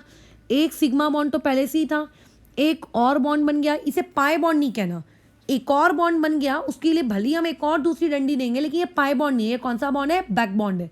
ये कौन सा बॉन्ड है? बैक बॉन्ड है। क्योंकि पाई बॉन्ड किसे कहते हैं? जब दोनों ऑर्बिटल्स में एक एक इलेक्ट्रॉन रहते हैं और दोनों आपस में ओवरलैप होते हैं। यहाँ पे दोनों आपस में ओवरलैप नहीं हो रहे हैं, क्लोरीन अपने इलेक्ट्रॉन भेज रहा है खाली पीली इंसान के पास। तो इस तरीके से क्लोरीन के पास ये दो बिंदियां रह जाएंगी। यहाँ पे इस बेचारे क्लोरीन के पास कौन सा चार्ज आ जाएगा? इस बेचारे क्लोरीन के पास पॉजिटिव चार्ज आ जाएगा, क्योंकि उसने अपना इलेक्ट्रॉन दे दिया। अब सिलिकॉन मैक्सिमम कितने बॉन्ड बना सकता है? आपके 4। अब बेचारे सिलिकॉन को अगर ऐसा ही रहने दिया जाए तो 5 बॉन्ड हो रहे हैं। तो सिलिकॉन क्या करता है, जैसे ही बैक बॉन्डिंग होने वाली होती है तो ये जो ऑक्सीजन के जो पाई इलेक्ट्रॉन्स होते हैं ये यहाँ शिफ्ट हो जाते हैं। ठीक है, ये ऐसे ऑक्सीजन के पास वापस चले जाते हैं। तो ऑक्सीजन के पास अब सिंगल बॉन्ड, पहले से 2 बिंदियां थी, पाई इलेक्ट्रॉन शिफ्ट हो गए तो यहाँ पे आ गया नेगेटिव चार्ज। तो इस तरीके से बैक बॉन्डिंग होने लगती है।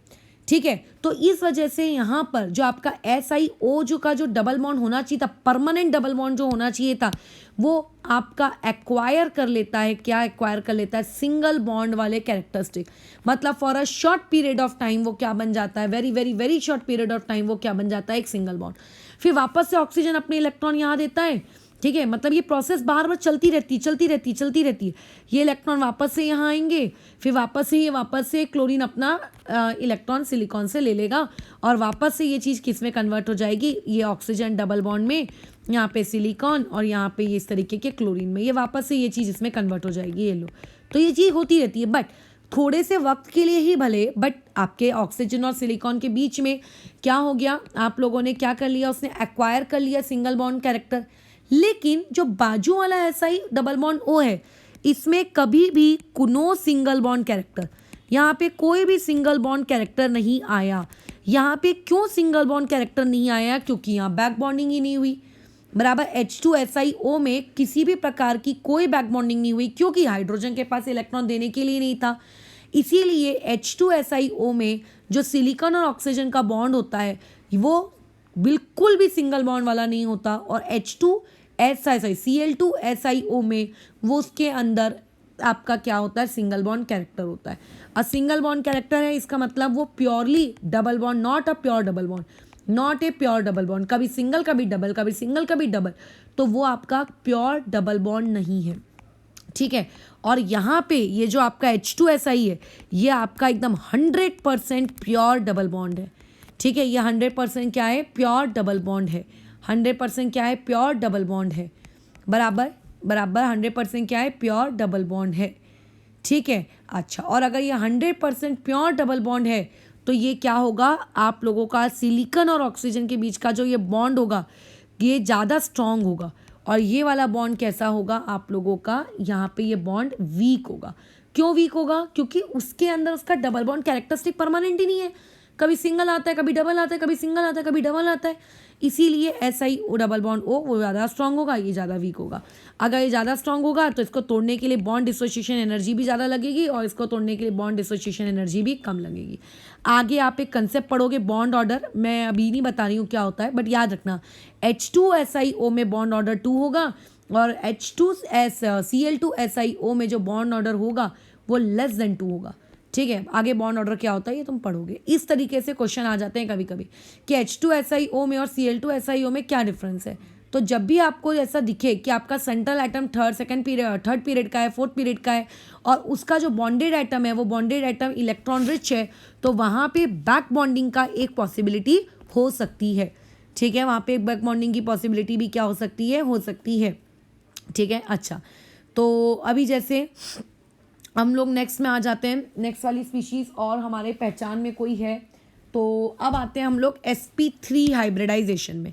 देखो sp2 के और भी बहुत केस हो सकते हैं, मैं ऑब्वियसली सारे नहीं बता रही हूँ, ठीक है। मैं सिर्फ वही बता रही हूँ जो हम लोगों के अभी काम के हैं या जो मेरे दिमाग में आते जा रहे हैं। नहीं तो अगर मैं ऐसे एग्जाम्पल लेती जाऊँगी तो कितना टाइम हो जाएगा, ठीक है। चलो अब आ जाते हैं हम लोग पहला हमारे पास एग्जाम्पल आ रहा है methane sp3 hybridise, H2O sp3 hybridise, CO2 क्या नाम है उसका, अमोनिया sp3 हाइब्रिडाइज, ठीक है। तो अब आ जाते हैं इसमें। चलो, तो पहले हमारे पास कौन आया, हमारे पास आ गया BF4 नेगेटिव, ये आ गया। बोरॉन वैसे अपने पास कितनी बिंदियाँ रखता है, 3, एक नेगेटिव है और ऑक्सीजन भी नहीं है, तो वो भी इलेक्ट्रॉन बोरॉन के पास ही आएगा, और वो बॉन्ड बना लिए हो 4 फ्लोरीन के साथ, लो, ठीक है। ये बना लिए उसने 4 फ्लोरीन के साथ। निगेटिव चार्ज किस पे देंगे स्ट्रक्चर बनाते वक्त, अगर तुम्हें एकदम एग्जैक्ट स्ट्रक्चर बनाना है नहीं तो पॉजिटिव नेगेटिव लुइस के अकॉर्डिंग दे दो, और अगर ऐसा नहीं बताना है तो ऐसा ब्रैकेट के ऊपर नेगेटिव डाल दो, जिसका होगा वो देखता बैठेगा, तुम्हें उसकी टेंशन लेने की नहीं है ज़रूरत, ठीक है। सेंट्रल एटम को देंगे वैसे तो, क्योंकि इलेक्ट्रॉन तो उसी ने लिया है ना आपके बी ने, तो यहाँ पे लो मैंने लिख दिया बी के ऊपर नेगेटिव। बताइए यहाँ पे स्टेरिक नंबर कितना है, 4, कोई लोन पेयर है नहीं है, यानी कि हाइब्रिडाइजेशन कौन सी हुई, sp3। वैसे ही आपको बोला गया XeO3 बनाना है, ठीक है। आप कैसे बनाओगे, जेनॉन के आजू बाजू 8 बिंदियाँ होती हैं, और हर ऑक्सीजन कितना लेता है, डबल बॉन्ड O बनाता है, तो ये ऐसे देखो डबल बॉन्ड O और ये डबल बॉन्ड O, और जेनॉन कहाँ होगा, यहाँ ऊपर के लोन पेयर जो बचे हुए हैं यहाँ ऊपर की तरफ होंगे। इसको मैंने अच्छे से बनाया क्योंकि कल तुम्हें सिखाया गया था कि sp3 हाइब्रिडाइजेशन में अगर आपको 3 बॉन्ड बनाने तो तीनों नीचे की तरफ बनाना और लोन पेयर ऊपर की तरफ रखना। काउंट कर लो, यहाँ पे 3 सिग्मा है, 1 लोन पेयर है, तो स्टेरिक नंबर 4 हुआ, और स्टेरिक नंबर क्योंकि 4 है यानी कि हाइब्रिडाइजेशन कौन सी है, sp3। अगर हाइब्रिडाइजेशन sp3 है तो ज्योमेट्री तो नो डाउट टेट्राहाइड्रल होगी, लेकिन जो इसकी शेप है, क्या शेप भी टेट्राहाइड्रल होगी, ना, शेप टेट्राहाइड्रल ना होगी, शेप इसकी बदल जाएगी। तो अब इसकी शेप क्या होगी, तो जब आपके पास sp3 हाइब्रिडाइजेशन में 3 सिग्मा होते हैं और 1 लोन पेयर होते हैं तो उस शेप को हम लोग कौन सी वाली शेप कहते हैं, पिरामिडल शेप, बराबर। इसकी शेप कौन सी होगी, पिरामिडल शेप होगी, ठीक है। जैसे इधर पे आ जाओ, मान लेते हैं तुमको बोला गया ये वाला चीज़ कैलकुलेट करके दिखाओ, मतलब CH2F2 बोलो, तो कैसे बनाओगे।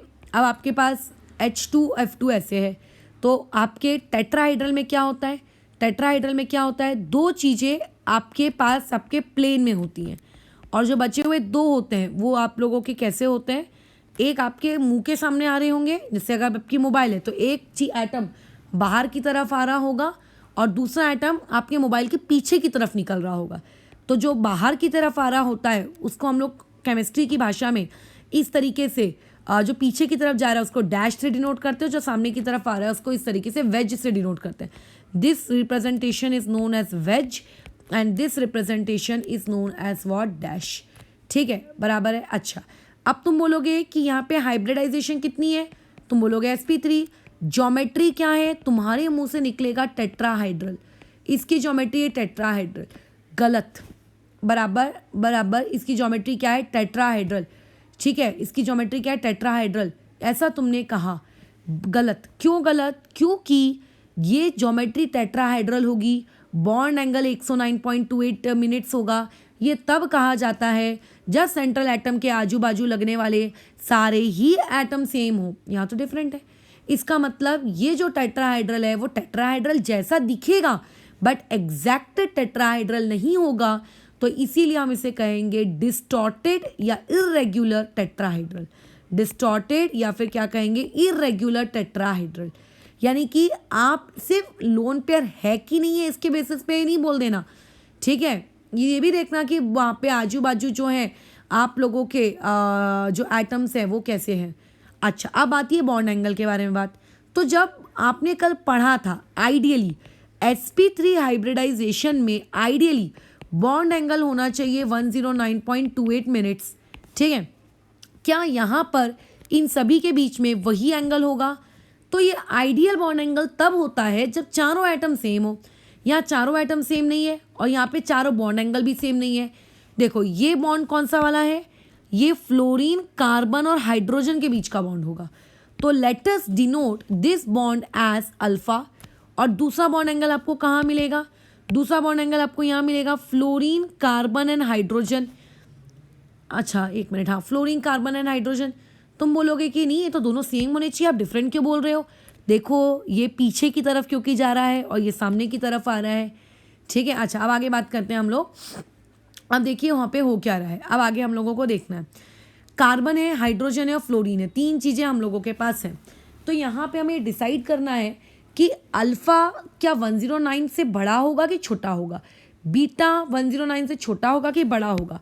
तो यहाँ पे देखो कुछ आर्ग्यूमेंट्स करने पड़ेंगे, उसको ध्यान से समझेंगे। यहाँ पे अगर मैं इलेक्ट्रोनेगेटिविटी का ऑर्डर लिखूँ तो फ्लोरीन सबसे ज़्यादा इलेक्ट्रोनेगेटिव, उसके बाद कार्बन और फिर उसके बाद आप लोगों का हाइड्रोजन। आर्ग्यूमेंट नंबर 2 यहाँ पे हम देखते हैं वो ये है कि अगर आप लोगों के पास कार्बन और एक फ्लोरीन का बॉन्ड है और इस बॉन्ड में जो इलेक्ट्रॉन्स है, शेयर्ड इलेक्ट्रॉन्स, ये किसकी तरफ ज़्यादा अट्रैक्टेड होंगे? तो तुम बताओ किसकी तरफ ज़्यादा अट्रैक्टेड हो जाएंगे वो? ऑब्वियसली फ्लोरीन की ज़्यादा इलेक्ट्रोनेगेटिविटी है तो मोर अट्रैक्टेड टूवर्ड फ्लोरीन या फिर मोर शिफ्टेड टूवर्ड फ्लोरीन।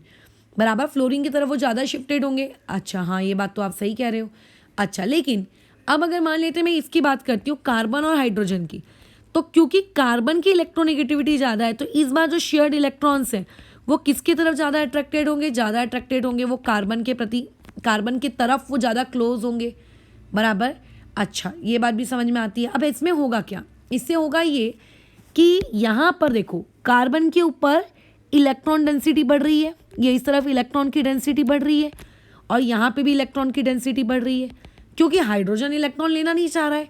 तो इसका मतलब दो कार्बन हाइड्रोजन और कार्बन हाइड्रोजन के बीच के ये जो बॉन्ड है, इस बॉन्ड में रिपल्शन इंक्रीज हो रहा है क्योंकि इलेक्ट्रॉन डेंसिटी कार्बन पे क्या हो रही, बढ़ रही है, जिसकी वजह से रिपल्शन क्या हो रहा है, इंक्रीज। अब यहाँ पे देखो फ्लोरीन ने अब इलेक्ट्रॉन खींच लिए, यहाँ पे इस फ्लोरीन ने इलेक्ट्रॉन खींच लिए, मतलब कार्बन पे इलेक्ट्रॉन ही नहीं है या फिर कह सकते हैं कम है। तो इसका मतलब फ्लोरीन के होने की वजह से आपके कार्बन फ्लोरीन के बीच के बॉन्ड में रिपल्शन क्या हो रहा है, डिक्रीज हो रहा है। लेकिन कार्बन हाइड्रोजन बॉन्ड क्या कर रहा है, रिपल्शन बढ़ा रहा है। तो फ्लोरीन ने घटाया और हाइड्रोजन वालों ने बढ़ाया, तो नेट क्या हुआ?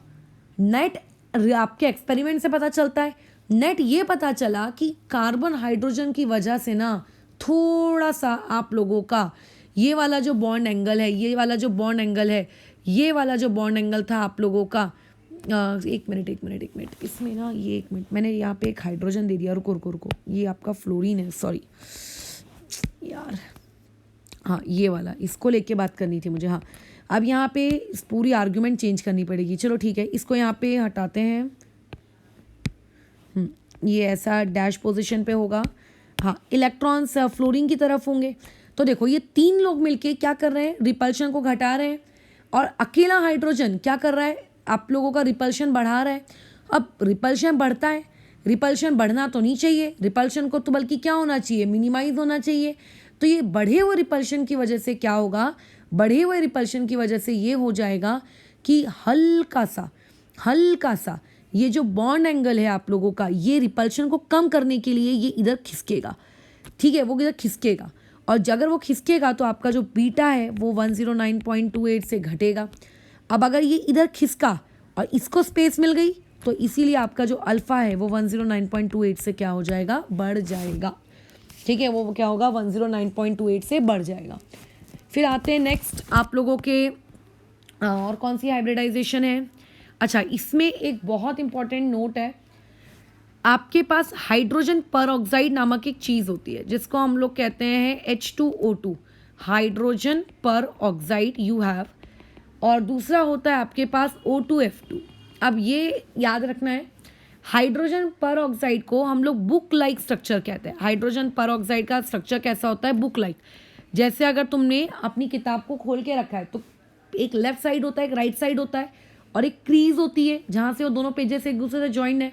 तो ज्वाइंट पेजेस में दोनों ऑक्सीजन लाइक करते हैं, और राइट वाले पेज में एक हाइड्रोजन, लेफ्ट वाले पेज में एक हाइड्रोजन, ठीक है। अच्छा, अब O2F2 इसका स्ट्रक्चर, इसको कैसे कहते हैं, बुक लाइक स्ट्रक्चर। इसे क्या कहते हैं हम लोग, बुक लाइक स्ट्रक्चर, बराबर, इसे हम लोग क्या कहते हैं, बुक लाइक स्ट्रक्चर। और दूसरा होता है आपके पास O2F2, उसका स्ट्रक्चर भी ऑलमोस्ट सेम ही होता है। अब क्वेश्चन यहाँ से आता है कि बताइए कि ऑक्सीजन की जो बॉन्ड लेंथ है, ऑक्सीजन की जो बॉन्ड लेंथ है वो किस में ज़्यादा होगी। तो तुम बोलोगे अरे दोनों ही तो ऑक्सीजन है, कहीं भी करो सेम ही तो होगी। ऐसा नहीं है, हम तो जानते हैं कि H2O2 के केस में इलेक्ट्रोनेगेटिविटी ऑक्सीजन की ज़्यादा होती है और हाइड्रोजन की कम होती है। लेकिन जब आप O2F2 की बात करते हो तो इलेक्ट्रोनेगेटिविटी ऑक्सीजन की कम हो जाती है और इलेक्ट्रोनेगेटिविटी फ्लोरीन की क्या हो जाती है, ज़्यादा हो जाती है, बराबर। अच्छा, तो इससे क्या होगा कि आप लोगों के इसमें फ्लोरीन जो है, ये जो फ्लोरीन है, ये फ्लोरीन क्या करेगा, ये ट्राई करेगा, ठीक है, शेयर्ड इलेक्ट्रॉन पेयर्स, और try to attract shared electron pair toward itself, ठीक है, पेयर इलेक्ट्रॉन टूवर्ड इटसेल्फ। वो चाहेगा कि ऑक्सीजन और मेरे बीच में जो इलेक्ट्रॉन पेयर शेयर किया गया है उसको मैं अपनी तरफ खींच लूँ, ठीक है।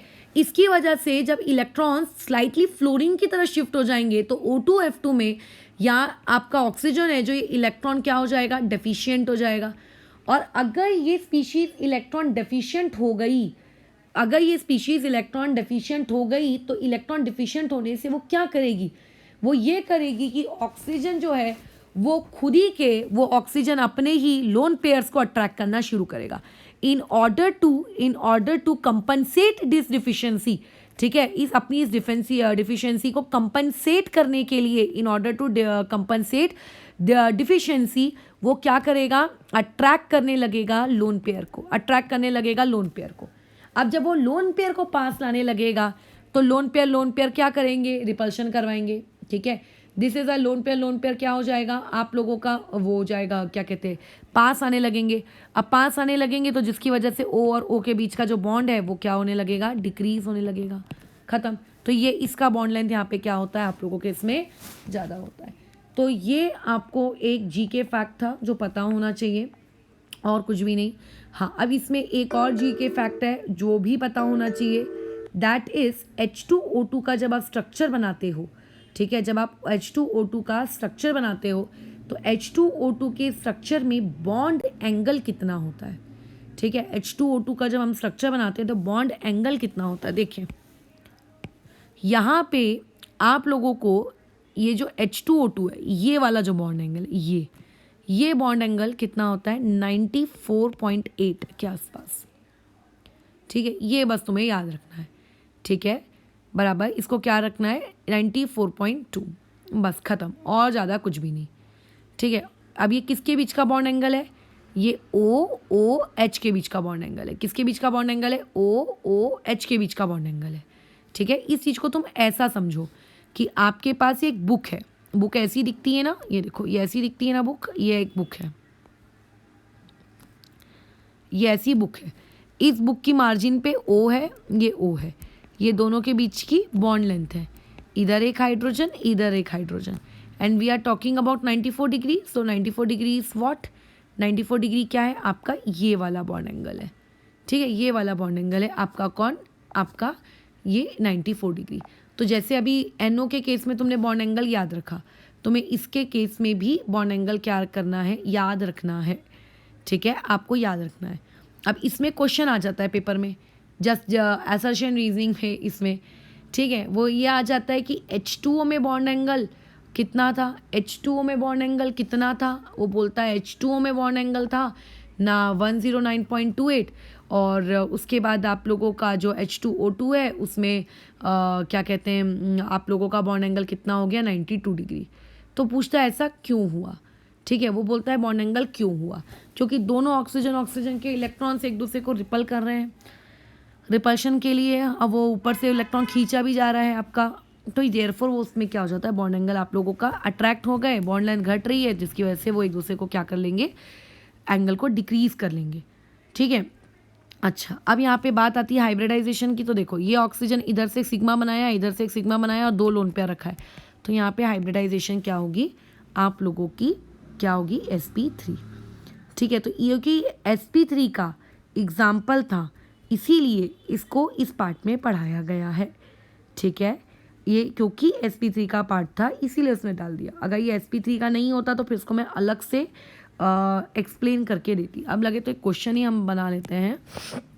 देखो आपको क्वेश्चन आएगा जैसे bond angle in H2O2 is less than bond angle in H2O, justify. तो अभी जो मैंने ऊपर बोला उसके बेसिस पे हो सकता है तुम्हें समझ ही ना आया हो मैं क्या बोल गई, तो इसको हम ध्यान से समझते हैं। देखो पूरा गेम जो रहता है वो ज्योमेट्री का होता है, ठीक है, वो पूरा गेम किसका होता है, ज्योमेट्री का होता है, स्ट्रक्चर का होता है। आप स्ट्रक्चर समझ लिए, आप सब समझ लिए, ठीक है। अच्छा पहले समझते हैं, बल्कि इसमें भी एक एक्सेप्शनल केस है वो भी बताते हैं। देखो आपका H2O2 का स्ट्रक्चर कैसा दिखता है, ये ऑक्सीजन, इधर हाइड्रोजन, इधर हाइड्रोजन, ये इधर लोन पेयर, इधर ये लोन पेयर, बराबर यही होता है। 2 ऑक्सीजन और हाइड्रोजन के बॉन्ड्स होते हैं, हाँ 2 लोन पेयर होते हैं, अच्छा होते हैं। अच्छा वाटर मॉलिक्यूल में ये बॉन्ड एंगल होता है 104.5, है तो ये भी sp3, लेकिन तुम्हें तो पता है कि लोन पेयर जो आप आते हैं तो बॉन्ड एंगल को घटाते हैं। अच्छा तो ये जो आपका वाटर का जो ये स्ट्रक्चर है, ये स्ट्रक्चर आप लोगों ने देख लिया, ठीक है, हाँ दिख गया। अब ये बाजू में मैंने H2O2 का स्ट्रक्चर बना के रखा है, इसकी ज्योमेट्री कैसी है, ये बेंट है, इसकी ज्योमेट्री कैसी है, बेंट है, ये वी शेप, बेंट, एंगुलर, जो बोलना है बोलो, ठीक है, जो बोलना है तुम बोलो। अब लेकिन जो आपका H2O2 है, H2O2 एक नॉन प्लेनर मॉलिक्यूल है। नॉन प्लेनर मॉलिक्यूल का मतलब उसका एक हाइड्रोजन दूसरे प्लेन में, उसका दूसरा हाइड्रोजन दूसरे प्लेन में, बराबर दूसरे इसमें। अब यहाँ पे ऑक्सीजन इस हाइड्रोजन के साथ ये कोवैलेंट बॉन्ड बना रहा है और ये वाला ऑक्सीजन इस हाइड्रोजन के साथ एक कोवैलेंट, मतलब 1 oxygen is forming 2 covalent bond. एक ऑक्सीजन क्या कर रहा है, 2 कोवैलेंट बॉन्ड बना रहा है। लेकिन बट हियर H2O2 के केस में ये बेचारा एक ऑक्सीजन और ये एक oxygen is forming only 1 covalent bond with hydrogen. वो क्या हो रहा है, आपका एक हाइड्रोजन के साथ ही कोवैलेंट बॉन्ड बना पा रहा है, वहाँ तो 2 के साथ बन रहा था पानी में, यहाँ पे 1 के साथ ही बन रहा है, बताओ। तो जिसकी वजह से आप लोगों का जब बॉन्ड एंगल होता है वो बॉन्ड एंगल क्या हो जाता है, घट जाता है, ठीक है, वो आपका बॉन्ड एंगल क्या हो जाता है, आप लोगों का घट जाता है इस कोवैलेंट बॉन्डिंग की वजह से, इस कोवैलेंट बॉन्डिंग वाली महान चीज़ की वजह से। एंड इवन इसमें एक चीज़ और इम्पॉर्टेंट है हम लोगों का, जब हम लोग इसकी बात कर रहे हैं कि वो हाइड्रोजन पर ऑक्साइड नॉन प्लेनर है और वो यहाँ पे इतना एंगल बना रहा है एक्सेट्रा एक्सेट्रा, तो तुम्हें ये एक और चीज़ पता होनी चाहिए, वो ये होता है कि आप लोगों का अगर ये क्या नाम है इसका, ये H2O2 अगर आपका गैसियस फेज में हो, गैस फेज में, तो इसका यही बॉन्ड एंगल 101.5 बन जाता है। क्या बन जाता है, 101.5। गैस है ना, और ये कौन है, ये लिक्विड है, ये लिक्विड है। और ये जो हम लोग 92 के आसपास या 94 के आसपास बोल रहे हैं, ये 94 या 94 ये क्या है, ये 94 जो आया है, ये 94 कौन से स्टेट में आया, सॉलिड। सॉलिड मतलब मॉलिक्यूल एक दूसरे के क्लोज, मॉलिक्यूल क्लोज आ रहे हैं तो देयरफॉर बॉन्ड एंगल वहाँ पे क्या हो रहा है, घट रहा है, ठीक है, तो इसीलिए होता है। तो अगर आपको ये देखना पड़ेगा कि वो कौन सी फिजिकल स्टेट में तुमसे कंपैरिजन करवा रहा है। अच्छा नेक्स्ट में आ जाओ, sp3d हाइब्रिडाइजेशन, उसका तो एक ही फेमस एग्जांपल है PCl5 जो मैं ऑलरेडी कल दे चुकी हूँ, तो उसको हम लोग अभी रिपीट नहीं करेंगे। लेट अस से कि तुम्हें किसी ने बनाने को कह दिया SF4, कैसे बनाओगे? पहले एक रफ स्ट्रक्चर बनाते हैं क्योंकि यही सबसे इंपॉर्टेंट है, अभी तक जो पढ़ा वो सब बकवास है। मैंने रफ स्ट्रक्चर बना लिया, ये मैंने 4 फ्लोरीन उठा के डाल दिए और ये 2 लोन पेयर, देखो टोटल 6 हो रहा है कि नहीं हो रहा है? हो रहा है। लेकिन sp3d हाइब्रिडाइजेशन के तो कुछ नियम कायदे हैं। क्या मैं sp3d हाइब्रिडाइजेशन को ऐसी एमी कैसी भी बना लूँगी क्या? नहीं, sp3d हाइब्रिडाइजेशन को इज्जत से बनाना पड़ता है, उसको इंपॉर्टेंस देनी पड़ती है। इंपॉर्टेंस किस प्रकार से देनी पड़ती है? कल कुछ सिखाया होगा, कुछ कल बताया होगा, तो कल हाँ बताए तो थे, अब याद तो होगा नहीं कि क्या बताया है। अब कल जो चीज़ बताई थी उसमें तुम्हें कुछ बताए थे नियम कि इसको कॉर्नर में रखना, इसको कॉर्नर में नहीं रखना, ऐसा कुछ बताया होगा। हाँ, तो जो आपका लोन पेयर होता है, इस लोन पेयर को हम कौन सी पोजीशन पे रखते हैं? इक्विटोरियल, यानी कि ये ऐसे होगा, एक फ्लोरीन यहाँ होगा, एक फ्लोरीन यहाँ होगा और बाकी के 2 फ्लोरीन यहाँ होंगी, ये उसका करेक्ट स्ट्रक्चर। तो अभी हाइब्रिडाइजेशन कितनी है? हाइब्रिडाइजेशन तो sp3d है, उसमें क्या है? ज्योमेट्री क्या है? ज्योमेट्री में क्या फर्क पड़ना है, वो तो ट्राइगोनल बाइपिरामिडल है, वो क्या डील है हमारी। लेकिन शेप क्या है? This shape is known as seesaw, this shape is known as what? Seesaw shape. ठीक है, सबसे ज़्यादा इंपॉर्टेंट अगर कोई हाइब्रिडाइजेशन है वो तो sp3d ही है, क्योंकि इसमें 2 प्रकार के बॉन्ड एंगल्स आपके पाए जाते हैं इसकी वजह से। फॉर एग्जाम्पल तुम्हें किसी ने बोला PF3Cl2 बनाओ, तो कल लिखवाए थे रूल्स की जो इलेक्ट्रोनेगेटिव एलिमेंट होता है उसको तुम्हें कहाँ रखना है? एक्शियल पोजीशन पे, यानी कि परपेंडिकुलर, ये रख दिए। अब जो तुम्हारे क्या कहते हैं क्लोरीन होते हैं, वो तो देखो इस तरीके से प्लेन में आ जाएंगे, बट एक फ्लोरीन तो अभी भी बच रहा है, उसके पास हमारे पास एक्शियल पोजीशन में रखने की हमारे पास कोई जगह नहीं है, सो मजबूरी वश हमको उसको यहाँ रखना पड़ेगा सच दैट कि ये लोग ट्राइंगल प्लेन बना रहे हैं और वो ऊपर वाले फ्लोरीन क्या है? उसके परपेंडिकुलर है। ठीक है, वो ऊपर वाले फ्लोरीन क्या है? आप लोगों के परपेंडिकुलर है। क्वेश्चन दिया गया है XeO3F2 बनाना है, कैसे बनेगा? पहले तो रफ बना लो। O3 मतलब ये इस तरीके से, ये ऐसा, और F2 मतलब ये ऐसा, ये ऐसा, ये मैंने रफ बना लिया। लेकिन एज वी नो अब यहाँ पे फ्लोरीन इलेक्ट्रोनेगेटिव भी आ गया है और साथ ही साथ में यहाँ पे डबल बॉन्ड भी आ गए हैं, तो किसको इंपॉर्टेंस देंगे? इलेक्ट्रोनेगेटिव को। जो इलेक्ट्रोनेगेटिव होगा वो इस तरीके से परपेंडिकुलर रहेगा और जो आपके डबल बॉन्ड है वो नीचे इस तरीके से ट्राइंगुलर क्या बना लेंगे? प्लेन क्रिएट कर लेंगे। ठीक है, ये इस तरीके से बराबर। तो ये हो गया आप लोगों का एक स्ट्रक्चर। आगे बढ़ते हैं, नेक्स्ट वाले केस में क्वेश्चन में आ जाते हैं। SF4 बनवा लिए तुमसे। नेक्स्ट में बोला गया है XF3 पॉजिटिव बनाओ, तो देखो अच्छा जेनॉन XE सॉरी, हाँ, तो जेनॉन में 8 इलेक्ट्रॉन होते हैं, 3 फ्लोरीन से जुड़ गए, बचे कितने? 5। 5 में से भी एक प्लस हटा दो, बचे कितने? 4 यानी कि 2 लोन पेयर। तो अब ये तो मैंने रफ डायग्राम बना लिया, इसका मुझे करेक्ट स्ट्रक्चर बनाना है। करेक्ट कैसे बनाऊंगी? फ्लोरीन मेरा इलेक्ट्रोनेगेटिव है इसलिए इसको परपेंडिकुलर डाल दिया। अब एक फ्लोरीन बच गया, उसको मैंने यहाँ डाल दिया और ये 2 लोन पेयर मेरे ये पड़े हुए हैं। तो इसकी हाइब्रिडाइजेशन क्या है? Hybridization is sp3d no doubt. Geometry क्या है? Geometry is trigonal bipyramidal. But shape क्या है?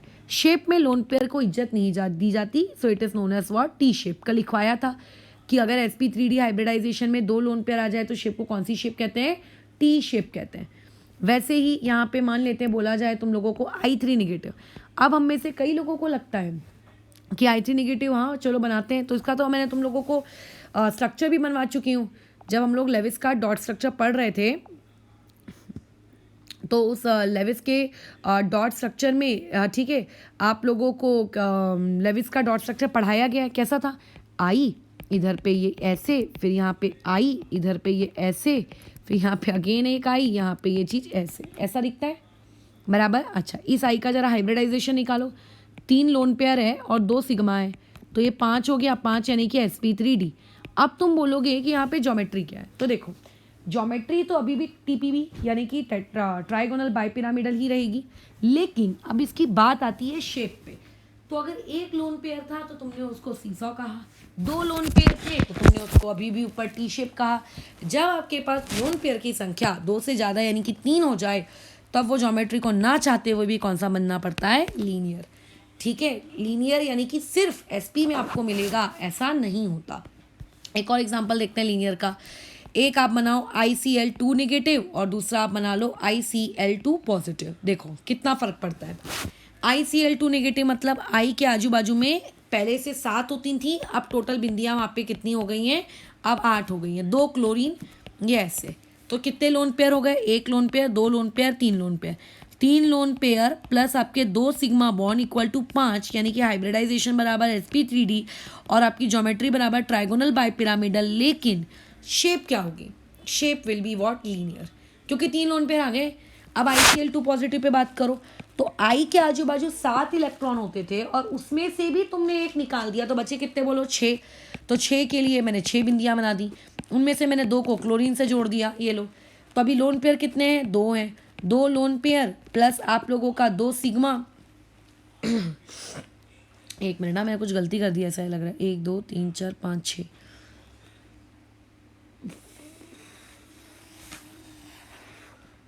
हाँ।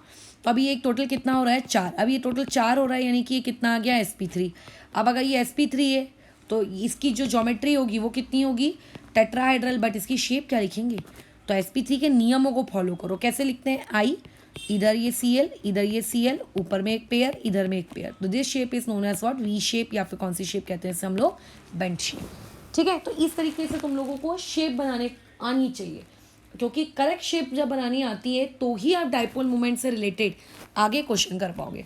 अगर शेप करेक्ट बनाना नहीं आता है तो डाइपोल मोमेंट में बहुत दिक्कत होगी।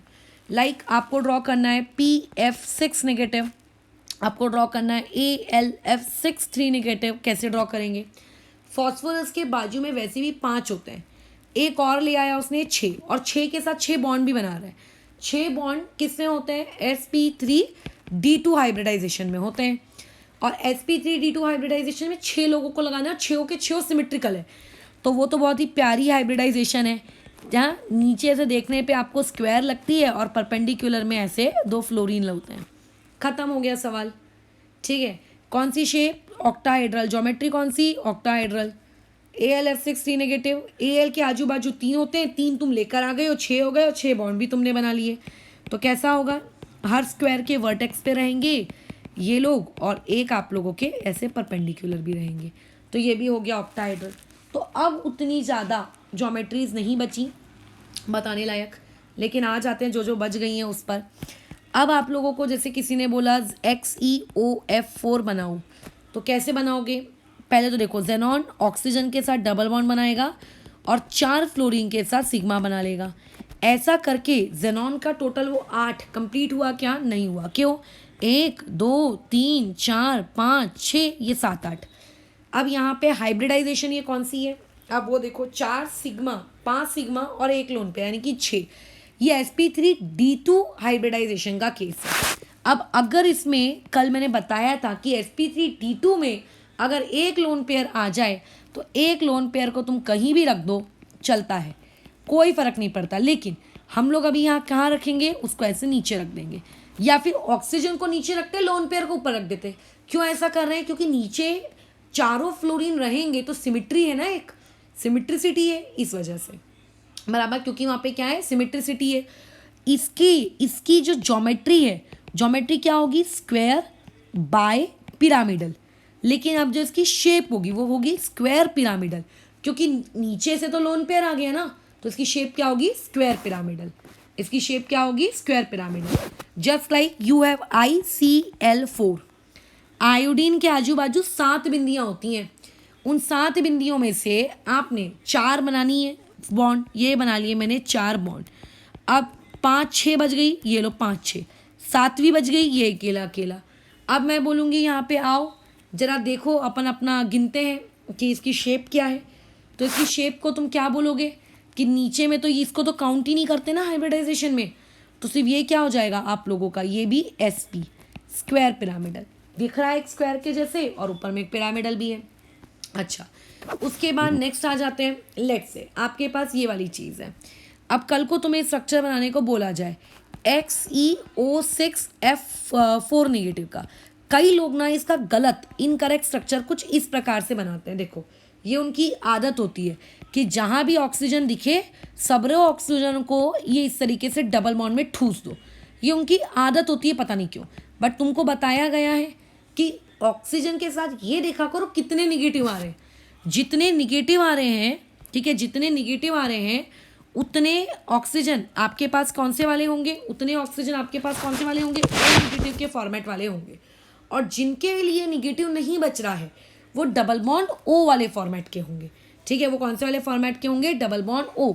लेविस में ये सारी चीज़ें बताई गई हैं, यानी कि क्या हो जाएगा, xenon double bond O, double bond O, और क्योंकि 4 निगेटिव है तो वो चारों के चारों ओ निगेटिव। ऐसे इस चीज़ को हमने ऐसा क्यों नहीं किया कि डबल बॉन्ड ओ को इधर कर देते और इसको यहाँ कर देते, सिमिट्रिसिटी मेंटेन करने के लिए।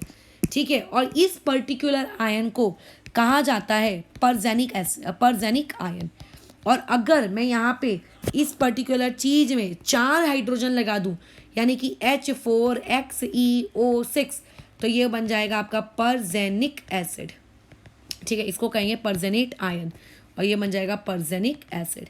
एसिड में क्या है, यहाँ ओ निगेटिव की जगह बस H आ जाता और कुछ भी फर्क नहीं पड़ता। तो याद रखना, डबल बॉन्ड ओ का ये मतलब नहीं है कि गधे के समान कुछ भी कर दिए। आ जाओ अभी, ठीक है, xenon F4 में आ जाओ, ठीक है, XeF4 बनाना है, बताओ कैसे बनाओगे, क्या आजू बाजू चार बिंदियों के थ्रू मैंने ये बना दिया, और ये हो गया 5 6, ये हो गई 7 8। कल पढ़े थे sp3d2 हाइब्रिडाइजेशन है, इसकी ज्योमेट्री ट्राइगोनल बाय पिरामिडल होगी, लेकिन शेप क्या ट्राइगोनल पिरामिडल होगी, नहीं, इसकी शेप होगी स्क्वायर प्लेनर, क्योंकि पिरामिडल के लिए बॉन्ड चाहिए ऊपर और नीचे, ना तो ऊपर बॉन्ड है ना तो नीचे बॉन्ड है, इसीलिए अब इसकी जो शेप है वो शेप क्या रहेगी आप लोगों की, स्क्वायर प्लेनर। और sp3d3 हाइब्रिडाइजेशन का एक एग्जाम्पल ले लो, IF7 आई 5 फ्लोरीन बनाने, 5 फ्लोरीन कैसे बनाओगे, देखो एक, अरे रुको आई ले लिया मैंने, 5 फ्लोरीन में कैसे बनाऊंगी, 1 2 3 4, ये ऐसे बनाएंगे, और ये ऐसे, ये ऐसे बनेगा, यहाँ पे फ्लोरीन फ्लोरीन फ्लोरीन। शेप क्या होगी, पेंटागोनल बाय पिरामिडल। शेप कौन सी होगी, पेंटागोनल बाय पिरामिडल। ठीक है, बस खत्म कहानी। तो इससे ज़्यादा अभी हम लोग और इसमें कोई काम नहीं कर रहे हैं, बाकी तो सब कुछ अब हम लोग ने बना लिया। आई डोंट थिंक कि उसमें कोई अब दिक्कत होगी। बस याद रखना, नियम कायदे शेप्स बनाने के, उसमें कोई कंप्रोमाइज़ मत करना। ठीक है, क्योंकि डाइपोल मूवमेंट जब तुम पढ़ोगे तो डाइपोल मूवमेंट को करते वक्त आपको शेप्स वगैरह को बहुत ध्यान देना है। बहुत का मतलब बहुत होता है। ठीक है, जैसे लगे तो एक क्वेश्चन और कर लेते हैं। लो, इसमें शेप बनाओ, एक ICl5 की बनाओ, और आप एक शेप बनाओ यहाँ पे ICl4 निगेटिव की, और एक बनाओ IF2Cl2 निगेटिव की, ये बनाते हैं। ठीक है, ICl5 कैसा होगा, 5। इमेजिन क्या करो, कुछ भी बनाने से पहले दिमाग में सोचा करो, 5 बॉन्ड 2 बिंदियाँ, 5 बॉन्ड 2 बिंदियाँ, यानी कि कौन सी हाइब्रिडाइजेशन, sp3 और d2 हाइब्रिडाइजेशन। sp3d2 में कैसे काम करते हैं, स्क्वायर के फॉर्मेट में।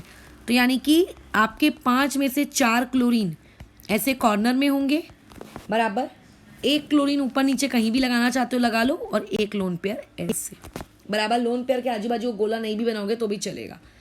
IClF4 निगेटिव कैसा होगा, अब ध्यान देना, अब ये भी ICl5 के जैसा ही है, बस फ्लोरीन को 4 कर दिया है और एक क्लोरीन को एक ही रखा है। अब इसको कैसे ड्रॉ करें, ये स्ट्रक्चर हमारे पास अब आया है घूमते फिरते, ये कैसे ड्रॉ किया जाएगा, तो देखो, जो सिमिट्रिसिटी मेंटेन करो।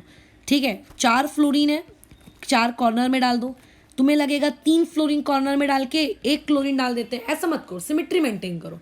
और ये क्लोरीन आप लोगों का ऊपर, और यहाँ पे ये लोन पेयर, ये ऐसे।